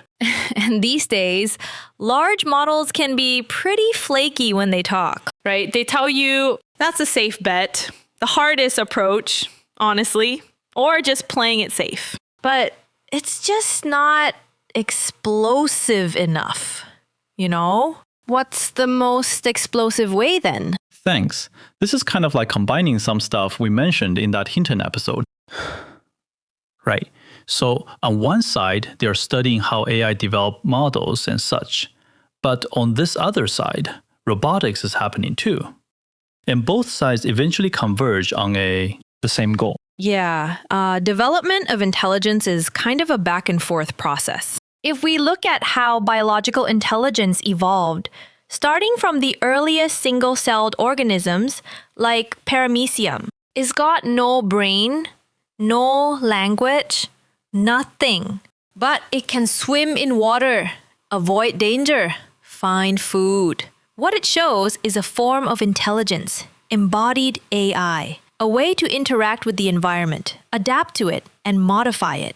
It doesn't understand the world, but as paramecium evolved, gradually, a nervous system emerged. And it evolved into higher species. And this species then, it will slowly develop predictions about the environment. I don't have to wait until things get bad, really bad, before I run. Then they might not be able to run. I've got some experience. You stay far away. Wow, that guy's throwing rocks. Then I probably won't stick around. It's too dangerous. As a creature's predictive ability improves, its perception of the environment gets sharper. Where before it only had a few antennae, a few flagella, now eyes, hands, all kinds of nerves. Skin can feel it. Right. Temperature, even language, and so on. So the nervous system just gets more and more complex. Then after humans showed up,我们不能仅仅预测环境, the environment, but also hypothesize and reason and build abstract worlds to help us make decisions. So that's basically the evolutionary path of biological intelligence. Like you said, data scientists and computer scientists are studying LLMs. And then you've got others studying robots. They can have a body, interact with the world, and get feedback. So these two need to come together. It's essentially like Boston Dynamics made a robot with really strong limbs The brain, pretty simple. So you need a... Transplant a smart brain. Right. Combine the smart brain. That said, there are a lot of other people in the world. They've got smart brains. They're all brains in a vat. No bodies. Brains in a vat. Exactly. Like a person's brain put in a vat of water, put in a petri dish, right? No physical body. That's what Yang LeCun said. Because LeCun now believes that LLMs have hit a dead end. If we keep going down this path, it's not going to work. We'll just keep hitting a wall because they're all just brains in a vat. So now LeCun is pushing for a world model. And what about Boston Dynamics? They chose to work with Google's DeepMind. That team's led by Demis Hassabis. At CES in January, they announced that Google would provide the Gemini Robotics Foundation model as Atlas's brain. Their goal is to build the world's most advanced robotics foundation model and the strongest robot. I didn't expect they'd end up working with Google after all that. Yeah. And Google had a plan. In 2025, well, actually last year, they poached Boston Dynamics CTO, and now he's over at Google. But this time, Google didn't hire the CTO to start a robotics division. They wanted him to be their eyes, you know? So whenever they consider partnering with a robotics company, they'd ask him, is this any good, right? We're amateurs. You're the expert. Take a look. And he's like, I'm the expert. Yeah, let's just work with my old company. So what's the goal of Boston Dynamics and Google building new robots together? It's about a new generation. How's that different from traditional industrial robots? Here's the thing. How do we tell? If it looks human, does that mean it's not a traditional robot? Or if it doesn't look human, is it definitely an industrial robot? So we need a key distinction. They look similar, right? They can dance. Stuff like that. Whether it has embodied AI capabilities. I think the biggest difference between an embodied AI robot and a traditional industrial robot is it designed to adapt to its environment, or does it make the environment adapt to it? So a robot that makes the environment adapt to it, that's about making the world deterministic. Like robots in factories, for example. The factory floor's gotta be flat. The lighting has to be right. The temperature has to be right. The assembly line layout has to match the robot arm. Even the charging outlet location, that has to be fixed too, right? Exactly. Everything fixed. You can't just make it go find one on the fly. Right. For a robot to work, it's not just about the robot itself. It's about the environment working with it. Even a robot that dances really well is basically performing perfectly in a very specific scenario. The scenario's idealized. The stage is idealized. You can't just put a pool on stage without telling the team. That'd be setting me up. I'd jump and fall right into the pool, right? But if I hire a dancer, I know they can dance around it. a dancer wouldn't just jump into the pool and be like, hey, I'm busy dancing. The dancer would say, well, this just shows my professionalism. Right. They dance right along the edge for you. Exactly. Like if a robot runs a marathon, the ground has to be flat, right? It's also a relatively ideal environment. What robots can do is high motion complexity, like a robot doing a flare, something humans can't even do, right? But its goal complexity is very low. What do you mean by goal complexity? So the robot doesn't have to come up with new goals on the fly, like, oh, there's a pool. I need to dodge it. But the goal is simple. Just execute this sequence of movements. No other goals, no distractions. It's like when you're dancing and you're totally in the zone. There's a pool and you just jump into it. These robots are completely in that state.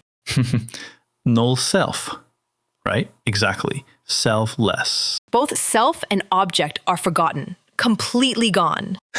His enlightenment is self, all right? But if it's intelligent and embodied, That is basically like a real person. well, there's a pool. I can see it. I can't just jump in. I have to make this jump better than the last one. I've got to nail it. Self-motivation, huh? Starting to compete? Are you an East Asian robot? I don't know.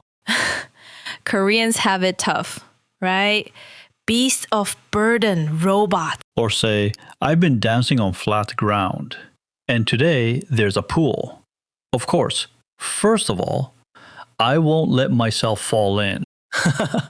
Second, like a true veteran artist, in this extreme environment, I'll dance a unique dance that moves everyone. Or the simplest.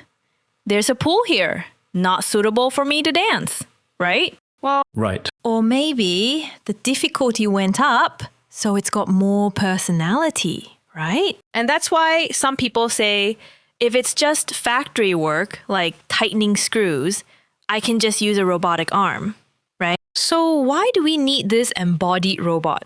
Why spend hundreds of thousands on an Atlas robot just to move things around, right? My robotic arm is sturdy and practical. The thing is, industrial robots are highly dependent on their environment. They really rely on the assembly line's coordination. If there's a single issue anywhere, the whole line stops. Everything has to be perfectly aligned. For example, if a part is slightly misaligned, just a tiny bit, for a human, it's no big deal, right? But for a robot, it can't handle that.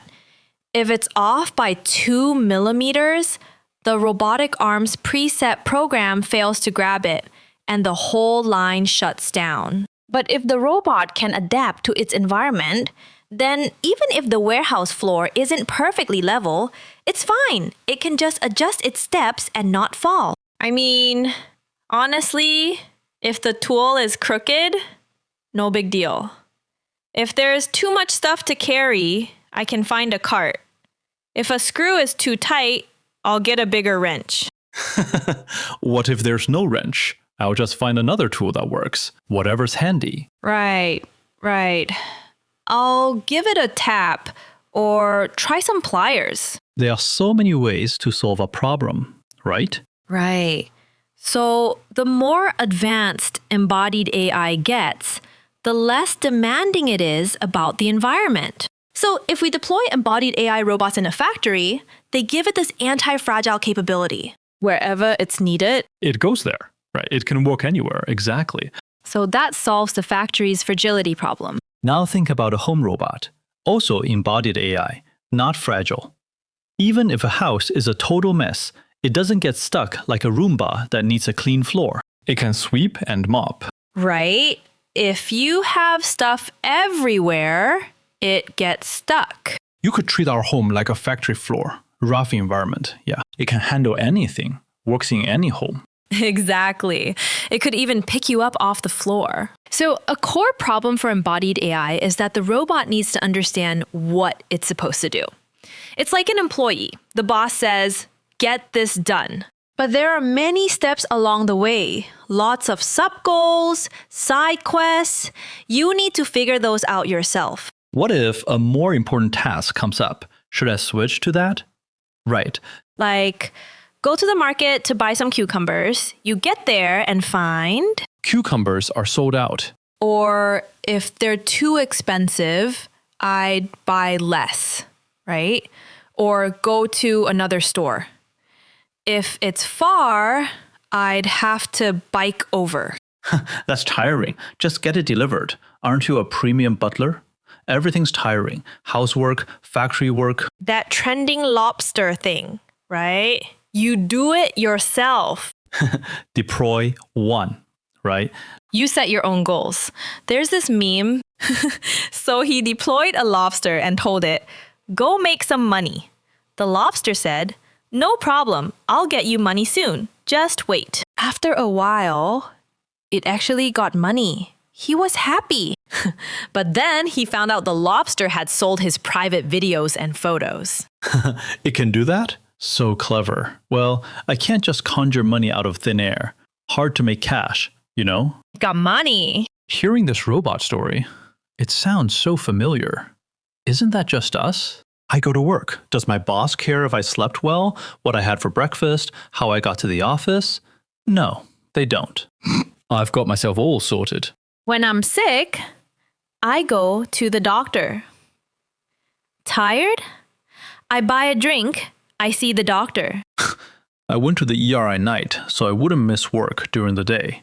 Pretty smart, right? Humans have survival instincts. So our design goal is to create mechanical workhorses. Yeah, they've got to be good. But a lot of people don't take care of themselves. They don't motivate themselves, right? Compared to industrial robots, that's way better. Industrial robots are basically the lie flat type, you know? If I break down, you need to fix me. They won't even say we need fixing. They just lie there like an antisocial person. Right. You tell them what to do, they do it. Like, tighten this screw. Okay, no problem. They tighten it too hard and snap it. Why'd it break? Well, tell me how many turns, right? It's hard to use. Hard to screw, huh? You have to coax them, sweet talk them. Everything's all set up for you right here. Temperature's good? Yeah. Humidity? Great. Did you charge it? Yes. I prefer hydropower over thermal. If anything goes wrong, it's your fault, right? Didn't set up the environment properly. Right. So Google and Boston Dynamics want to go in that direction. Google's idea is to build a general purpose robot operating system. Their German robotics system could be used on Atlas and also on other partners' systems, like mine. Put it in any phone, and the phone would... If you get the body right, then it's fine. I don't care if it looks human. It could have one leg. No problem. But can I make you work? So all robots share a unified intelligence core that controls different robots. That's basically a monopoly play, right? If it works, all the business goes to them. Right. Could be the future. Because building an OS is really expensive. And what an OS has to do, it drives the underlying hardware and connects the upper layer services, like glue that holds everything together. So once an OS gets widely adopted, it just becomes an ecosystem. Either you use Google's OS or you use something else. And if that something else has a small ecosystem, can't drive many robots, can't connect to many hardware devices, can't access many services, then it's gonna have a hard time surviving. Google's Robot OS is actually a bunch of systems combined.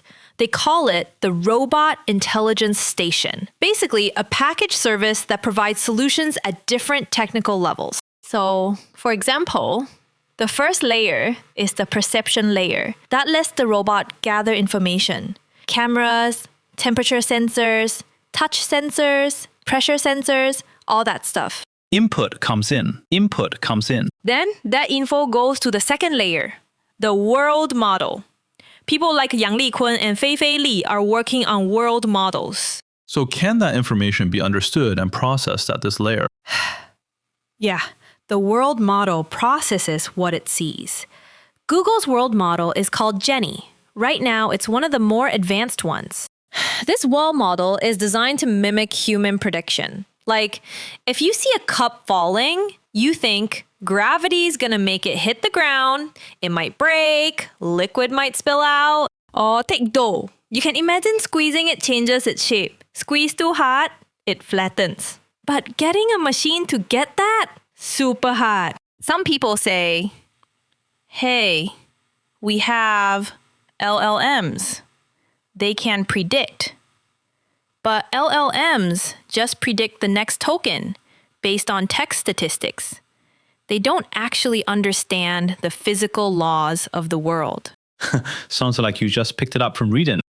Let me give you an example. So, a large language model is like a person who watches TV all day, and it's always playing science shows. Locked in a sealed room, right? Like, it never actually does any hands-on experiments. It never touch and feel stuff for itself. Or even drop a cup or something. It doesn't drop it, you know?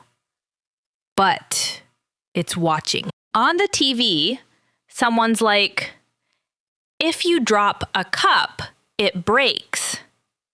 And it remembers that. But next time someone asks, what happens if you drop a cup?